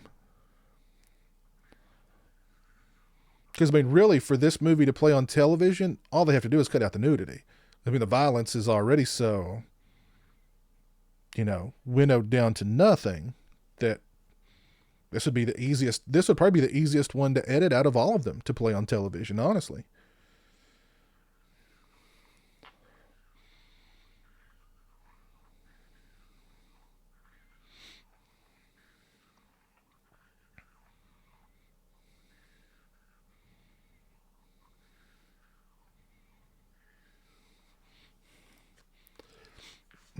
And we're about to see fake Jason for the first time.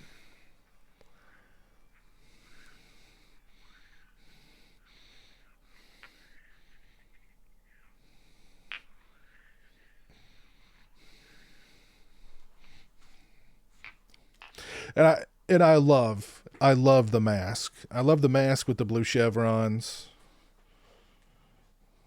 Just love the mask in this movie.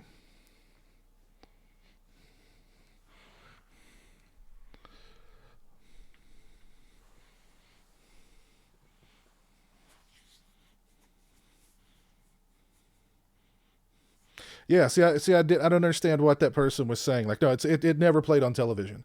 He said something like only 1, 2, 7, 8 played on television. Like five never played on television. I mean, that's crazy. Now, I don't remember seeing part six on television very much growing up, but like 1, 2, 3, I don't remember seeing four on television a lot growing up either.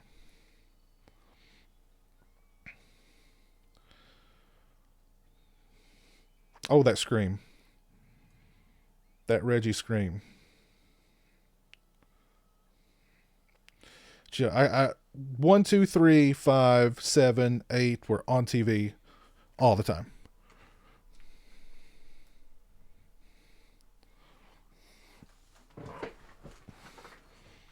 Let's see. Let's point out all the moments where the pink sweater disappears.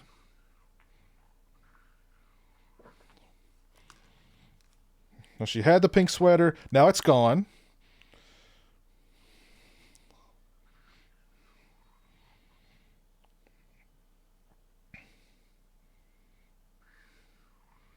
Oh, Reggie took a tumble there.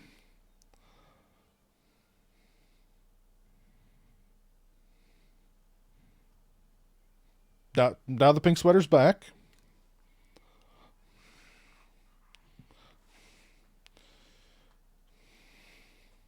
And one thing, I don't know if it was like a contractual thing or not. Somebody mentioned it in the chat earlier, but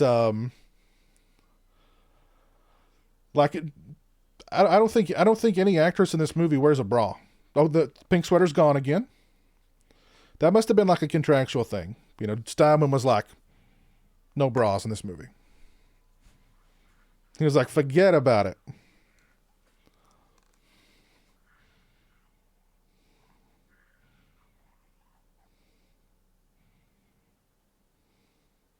Because I can remember watching this part on TV growing up and being like, oh, they didn't like censor out, her stuff through that very wet shirt.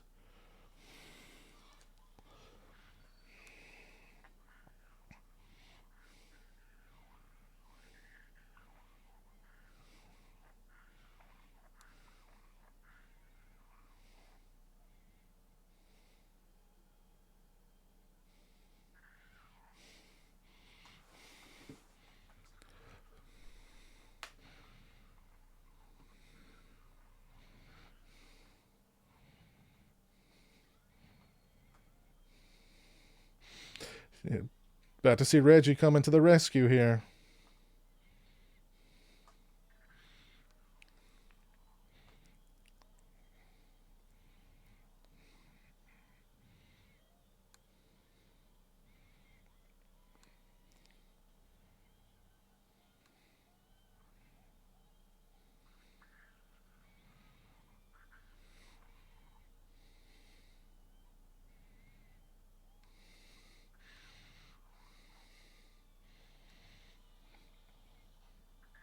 Reckless to the rescue.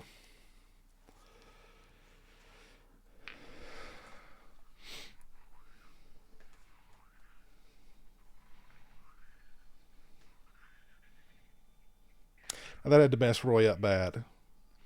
I think if I was Roy after getting hit by that thing, I'd been like, okay, I'm out. I'm going home. We'll finish this some other night. I've got to recuperate.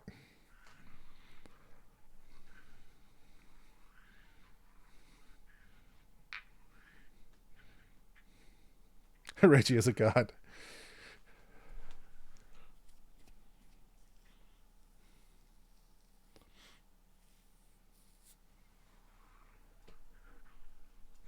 Right on, Jess. I think Pam could run faster if she just took that daggone shirt off. You're right, Captain Halloween. It played on Spike. It could just be bad editing.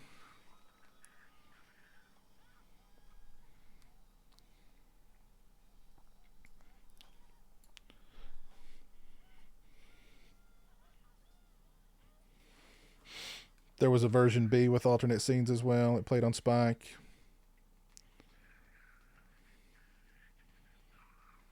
He did. He stood there and he took it like a champ, just like Jason would. Or maybe the lights were blinding him. I don't know.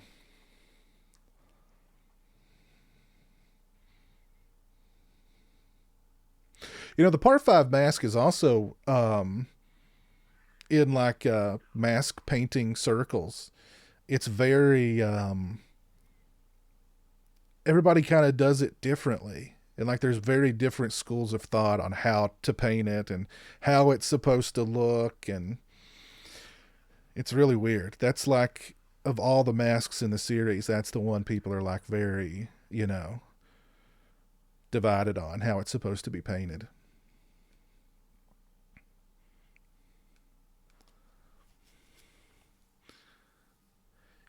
You remember a summer camp movie that had kids in a movie theater watching Part 5? Can't think of the name, but it had J.J. Cohen in it. Ah, cool.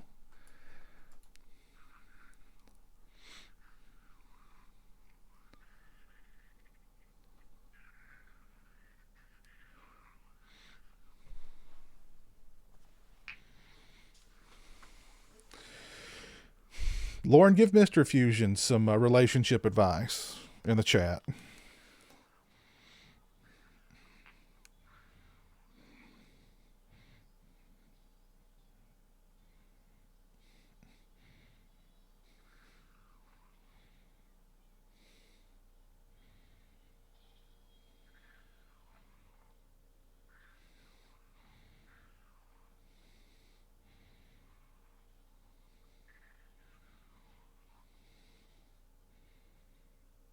Hmm.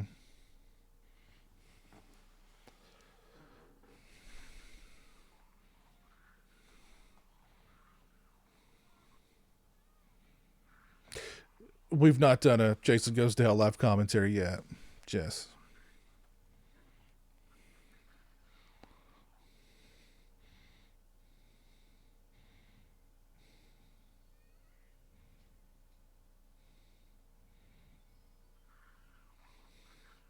There's Tommy. Tommy's just been out for like a burger, this whole time. Got a burger, got like an icy or something.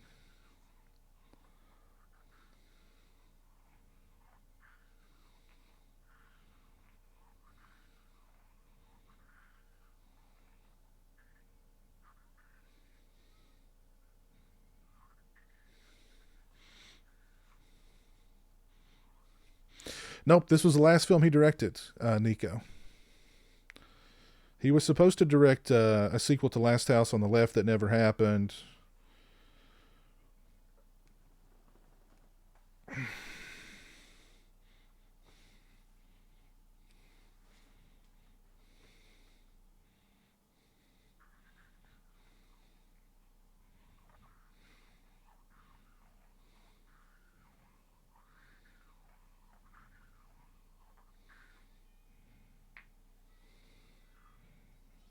Mm. So now Tommy's like, okay, so this thing, okay, so he's real. He's real. He's really real. This is no hallucination. And then like where he sticks, oh, like right, oh God, oh, that's a cringy, oh, where he stabs Roy on the inside of the thigh, like up high. Oh God, oy vey, that had to hurt, man.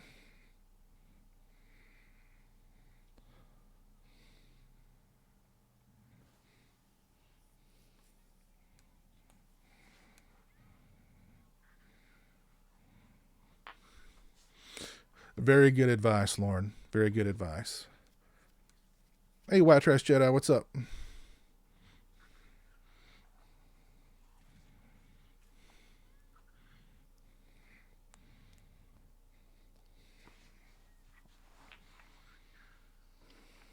I mean, Roy's in pretty rough shape here. He's taken the bulldozer to the abdomen. He's got like a chainsaw wound on his arm. He had that knife go deep, deep into the inside of his thigh, right near his groin. Oh, God. He's got to be hurting.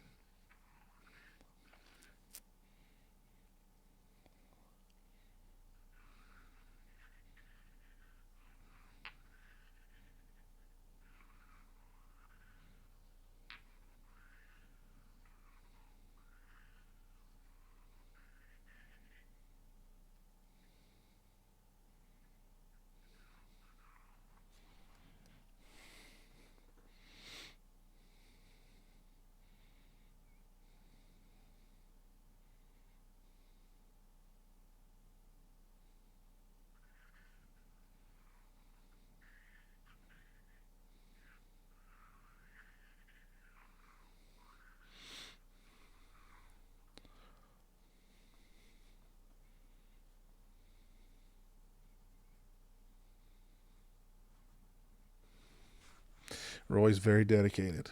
Very, very dedicated. Yeah, I've got Predator on 4K.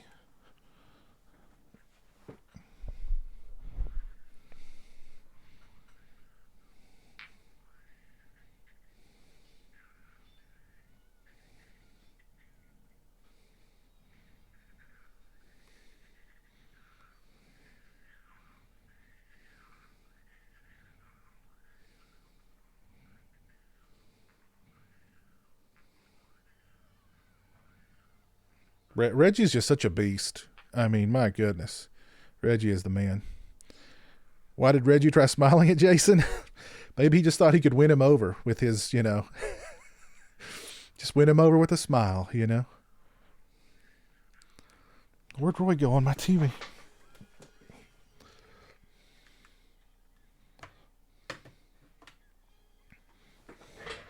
I'll give Roy this, man. He was a tough guy, man. He's a tough dude.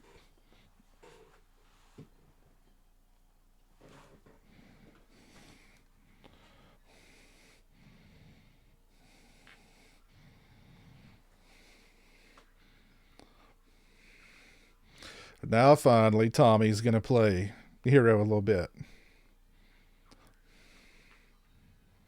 Oof.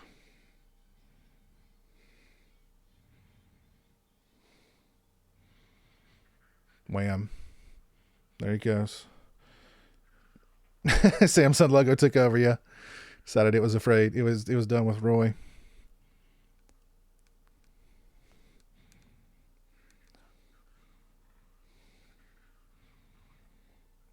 And there you go. I mean, I can imagine.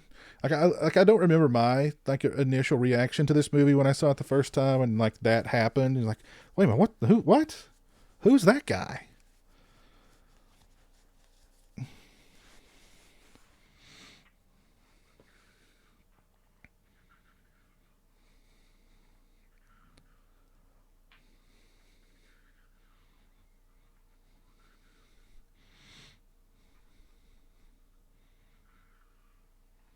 Maybe he took some. Well, I was thinking he may have had some antioxidants prior to you know taking care of things.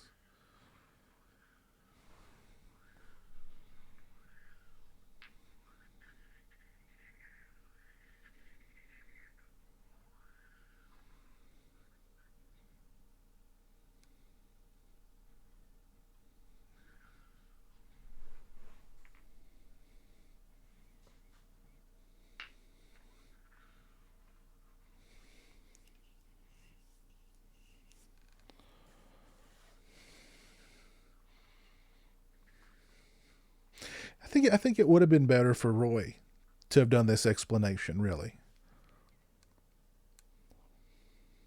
I don't know.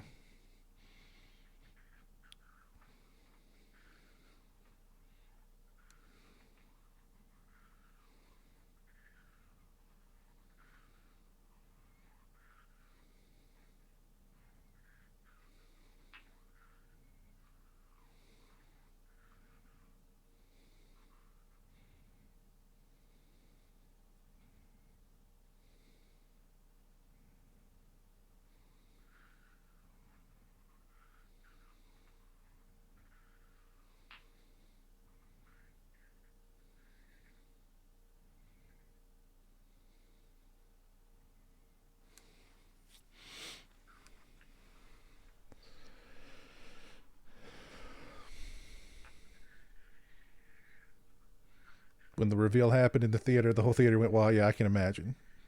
I can imagine." Reggie and Tommy, the Steiner brothers of horror. uh,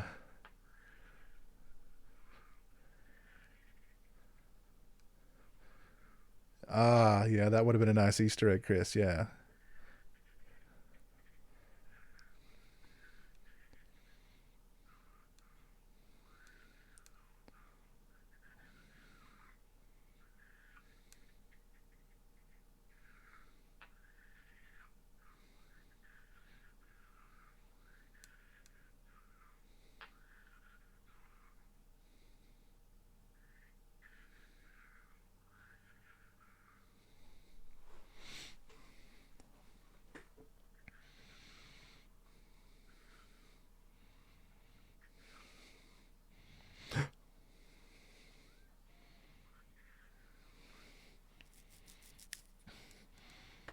Tommy's lost it.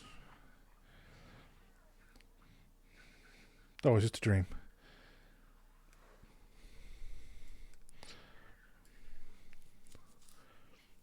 Your first reaction was, why does Jason look so human in this one?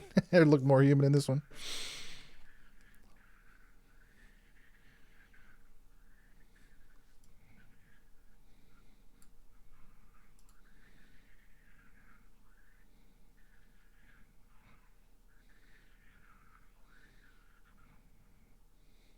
See, here's the point where, like, Jason is supposed to, like, possess Tommy.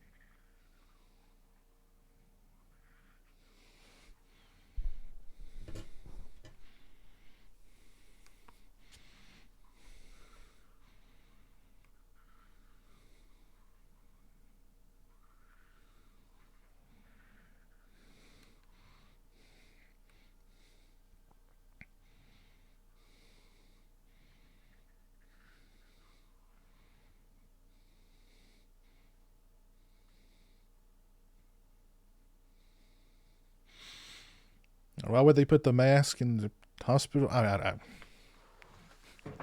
It's not. It's not. It's not read into these things too deeply.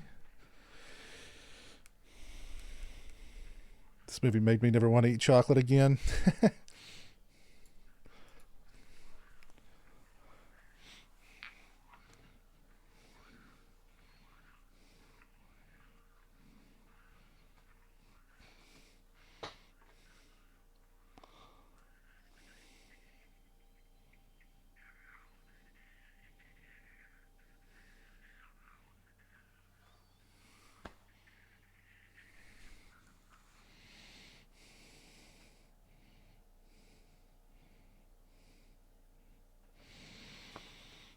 There it was. There it goes. Friday the 13th, Part 5, A New Beginning. On its 35th anniversary, 35 years ago, this movie came out. I was 4 when this movie came out.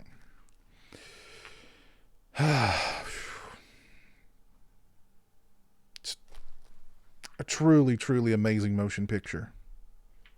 Truly, truly amazing motion picture. Oh, wow. Never get tired of it. Never get tired of it.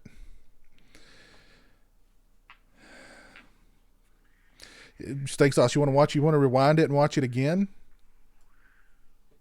Rewind it. I don't think we would have to rewind it. We just have to stop it and start it again, I think. But, oh my goodness.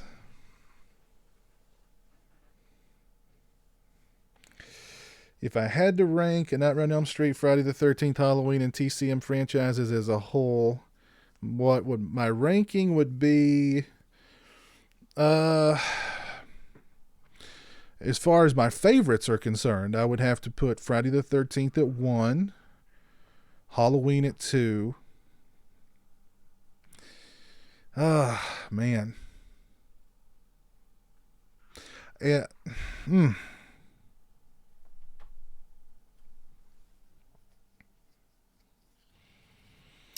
I don't know who I don't know. That's a tough one.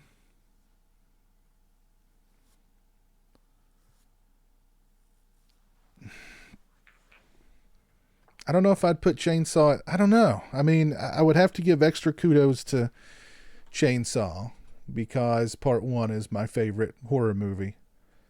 I don't know. Jeez, I'd have to really think about that one. But definitely Friday the 13th would be one. That's my favorite series. I was never a big Nightmare on Elm Street person growing up. I mean, honestly, I really wasn't. Even, I love the first 3 Nightmare on Elm Streets, but, they just don't have that go-to kind of, thing to me that a lot of the Friday the 13th films do. The Paramount 8 Friday the 13th films do.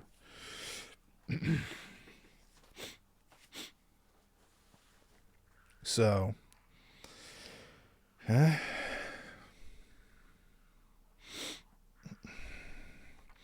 I mean, you're right, Robert. Yeah, Friday 5 and Halloween 3 were the black sheeps of their respective franchises for a long, long time. That's for sure.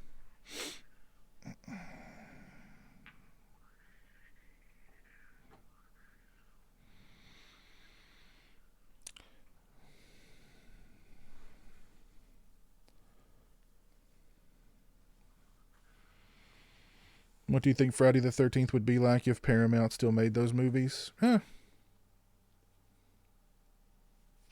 This was actually a Blu-ray steak sauce. This was the Blu-ray. I don't know. I mean, there would probably be... I don't know.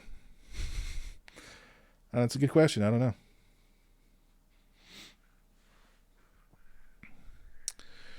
Oh, my goodness. Let's see. We've got 47 people watching on YouTube. If you guys haven't dropped a like on the YouTube stream, please do so. And we have got 8 people watching over on Twitch. Thank you guys for tuning in on YouTube and Twitch. Much appreciated. So, yeah, Friday the 13th, Part 5, A New Beginning on its 35th anniversary. My goodness. So much fun.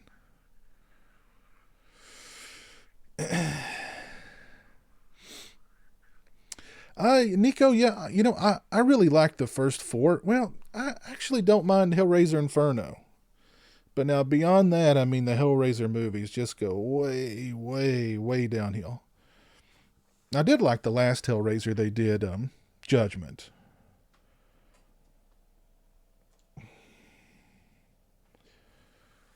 But I mean, if this new reboot or whatever gets made, well, not good.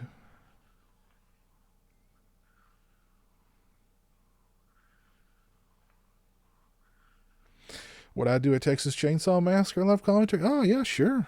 Yeah, absolutely. I need to do a Pieces live commentary. That would be so fun. And like a Burial Ground live commentary, and just rewind and play back the Mama, Mother, this cloth, it smells of death.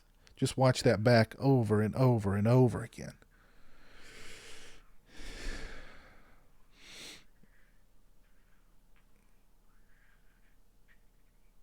Biz, I'm going to put all your Texas Chainsaw Massacres on the same disc.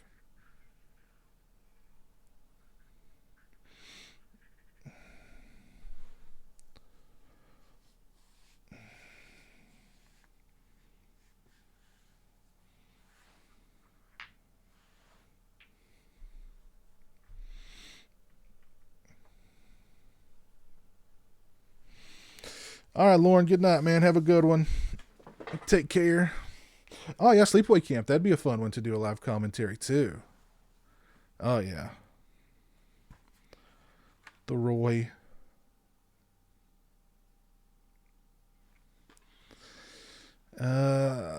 Piz, have you seen the documentary about... No, it's actually on my...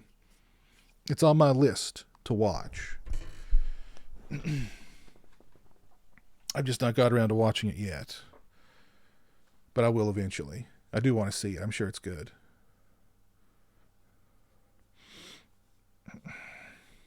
You scared Lorne off, Baconator, calling him a noob. You showed up and called him a noob, and he was like, I'm out. I don't know. You scared him off, dude.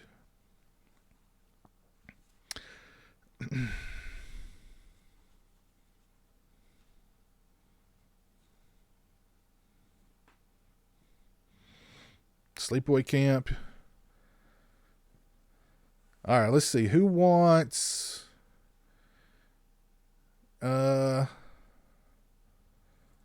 He probably is going to file a lawsuit. How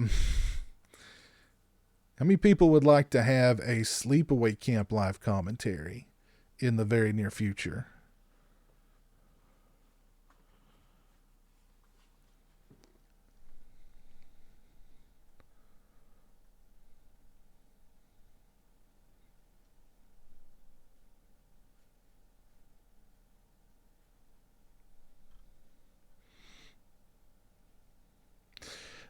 No release date for Heart of Darkness just yet. I think they're still in the... I think it's done. They're just in the editing process at this point. So hopefully sometime soon. Yeah, I've seen The Breakfast Club, Mr. Fusion. It's been a while, though. I just bought the Scream Factory Sleepaway Camp, so that would be perfect timing. Yeah, cool, nerd. Awesome, yeah.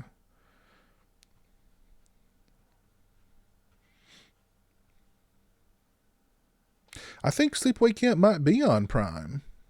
I know it was at one point.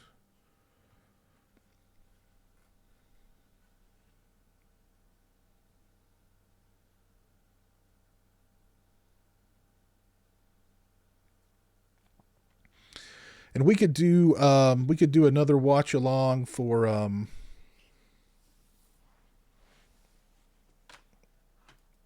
House on Haunted Hill. We could probably do a watch along for Never Hike Alone, the Friday the 13th fan film. Pieces commentary. I know Pieces would be fun. Pieces would be fun. Is Pieces available on like Amazon Prime or anything? Let's see. Let's see if it's out on Prime.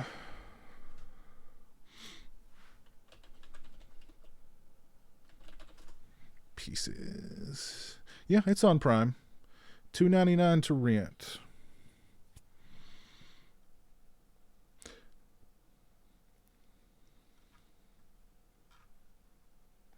Oh, the Grindhouse DVD's not bad. $14 for the Grindhouse DVD. That's not bad, really. The Blu-rays. Oh, is the Blu-ray out of print? It must be out of print.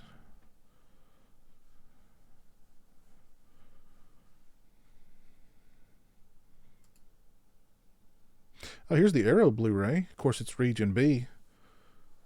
$14 on Amazon.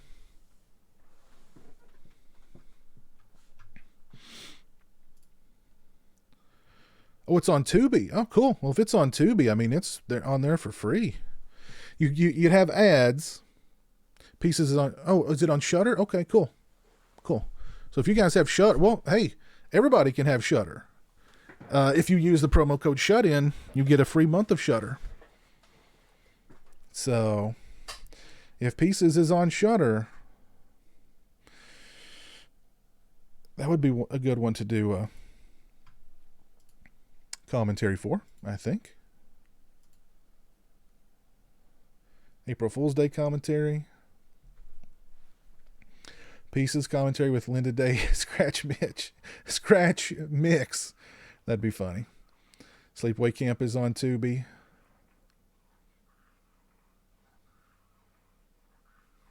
No, Eternal Horror. I gotta hold on to it. Um,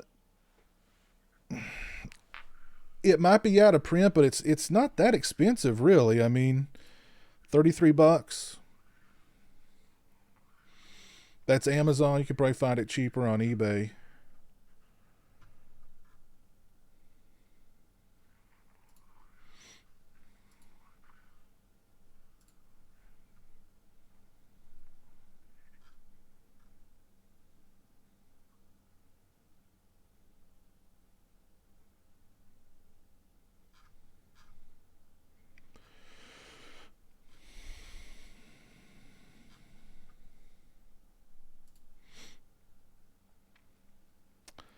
Oh, yeah. Yeah, I like the April Fool's Day release. I mean, it's not,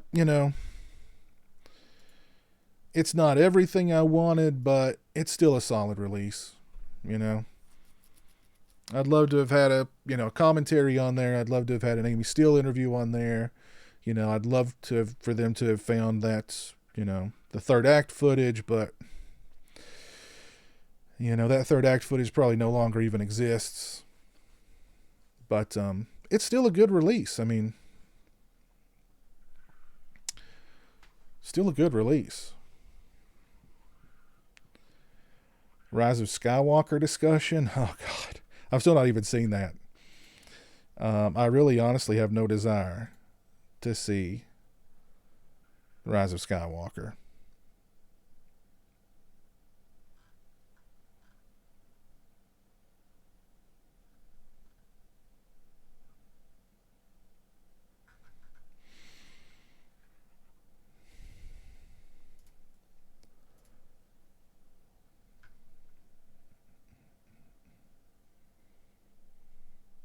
Mm-hmm.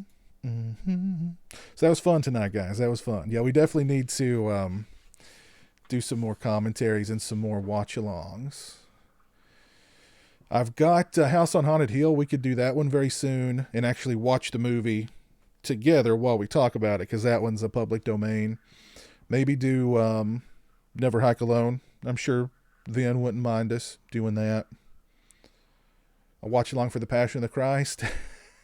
Oh, jeez. Pieces and Sleepaway Camp, yeah. Either one, I think, would be really cool. Yep, no commentary on April Fool's Day. Not a one. Yep.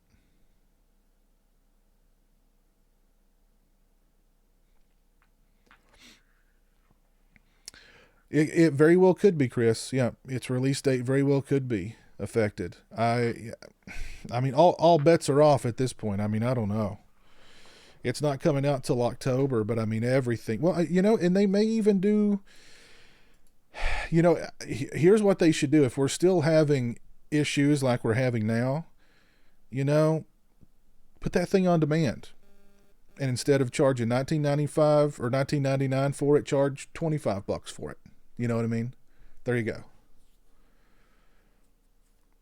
It's still going to make a ton of money. And that way they even cut, they cut the theaters out of the mix. So, I mean, that could potentially be more profit for them.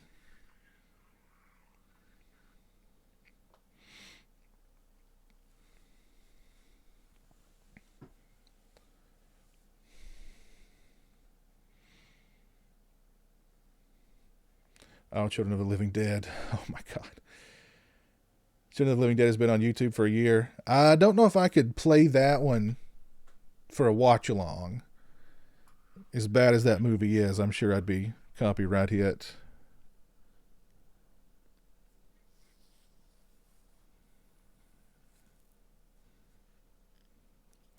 I saw Rise of Skywalker for free, and even then it wasn't worth watching. Yeah, I don't know. I just don't think there's any way that movie's going to do anything for me except just upset me. So I don't, it would probably make for an interesting review because I'm sure I would just be brutal with the review of it. But actually doing the review might be good therapy because I can just like scream at the camera like, "What were you guys thinking, you idiots?" You know what I mean? I don't know. I don't know.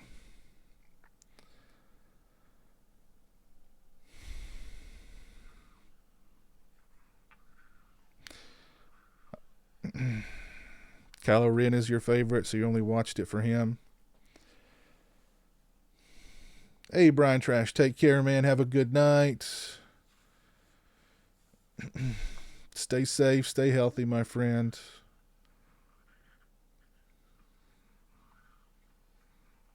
Yeah, I would have to. Yeah, I would have to stream it and then like immediately like delete it before it even finishes processing, because I put the Halloween night watch along last night. I put it on private, but of course, still, even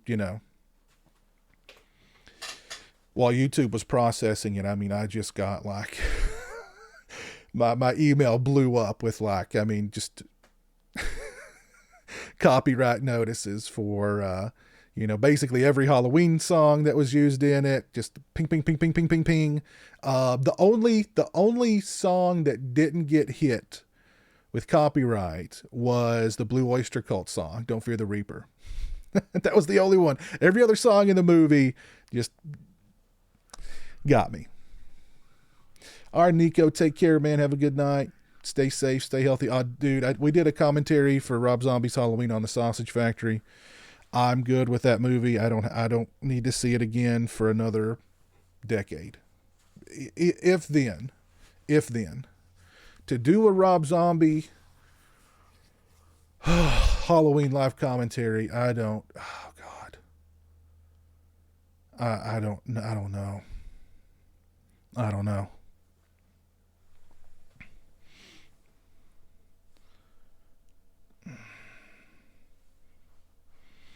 Yeah, I agree. I hated the Last Jedi. Hated that freaking movie. I'm sure Rise of Skywalker is an improvement over that, but I just, I don't know.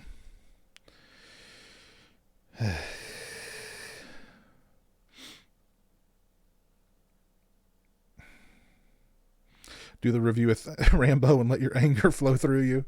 I don't know if I did it with Rambo. I think I the anger of our combined anger would like destroy the internet.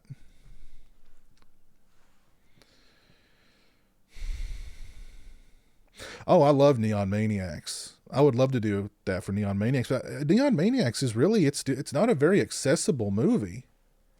Is that on Shudder or anything?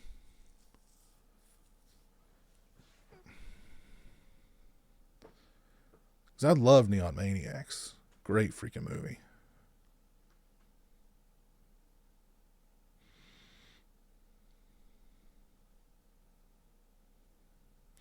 I'm probably going to do a review for Alone in the Dark very soon, Jason.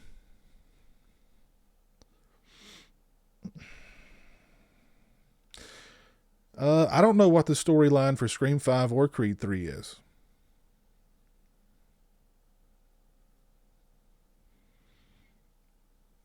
I could handle a House of a Thousand Corpses commentary, but Cannibal Holocaust.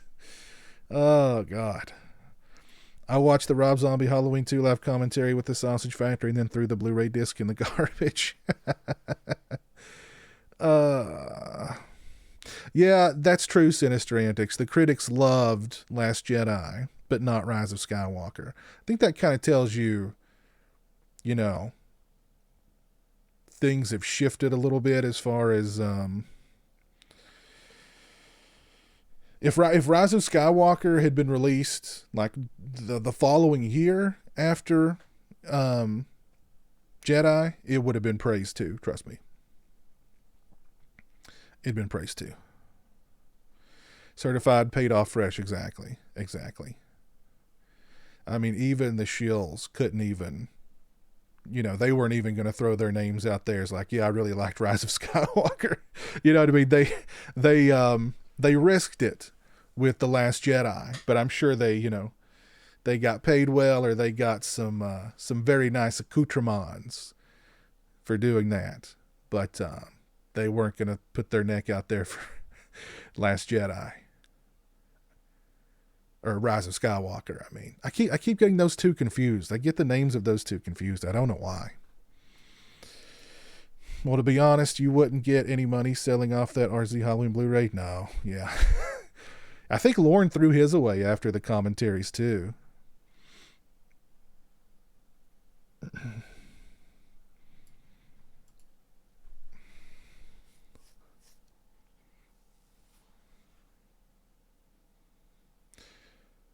Scream Queen is on Prime Steak Sauce. Or it was. It was even like just a little while ago. It's not free. You've got to rent it. But it's on there. You've got to pay.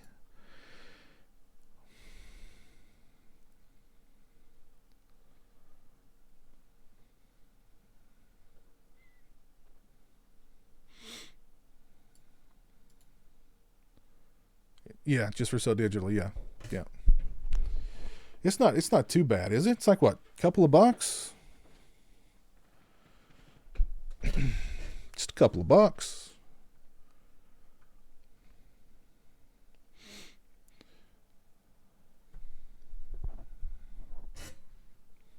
So yeah, I'll have to put some thought into the next live commentary or live watch along, whatever decide to do. All right, Horror Nerd, take care, man. Have a good night. Stay safe and stay healthy, my friend. Yeah, he might have broken his copy. I don't remember. I know he did away with it.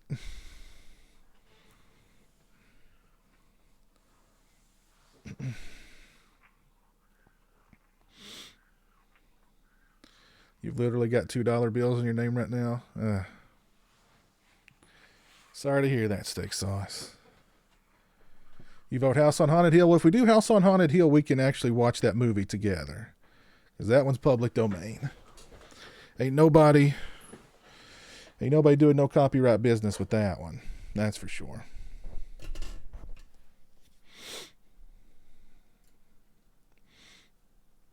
Love these streams. Thank you, Eternal Horror.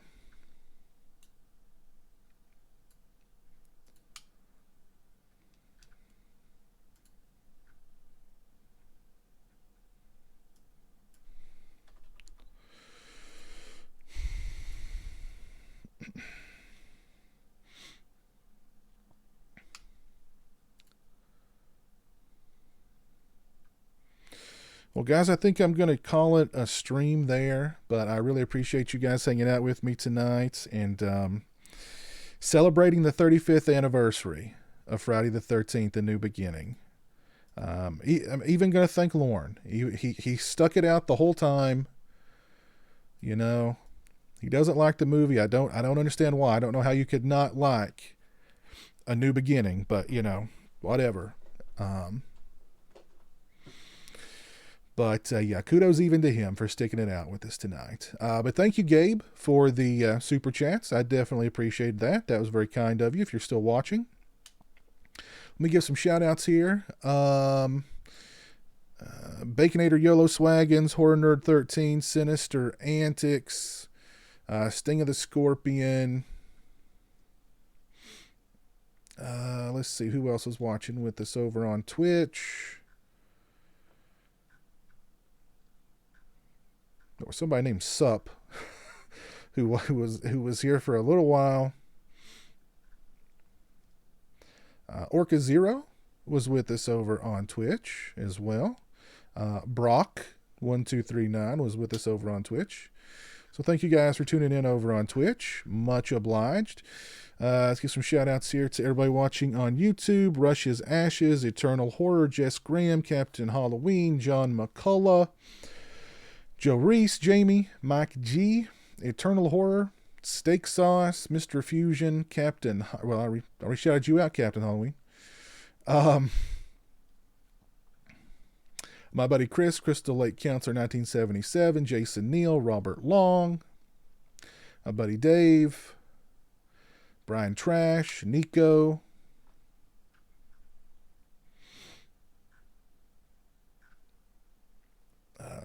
Alex Dodrill,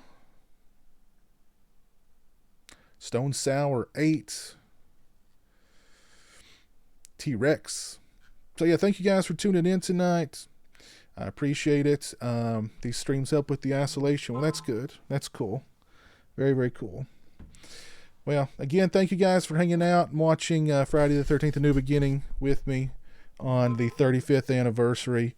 Maybe tomorrow night, maybe the night after, we can do a watch along to House on Haunted Hill. And tomorrow I'll probably have out my review of The Hunt. So keep your eyes peeled for that. I posted a video today on a knockoff Michael Myers NECA figure that I see popping up online as the real deal and selling for hundreds of dollars over $100, I should say, when you can buy them online for like $20. So just wanted to get that word out there. So, you collectors won't get ripped off. But again, thanks for tuning in. Stay safe, guys. Stay healthy. We'll see you again in the very, very near future.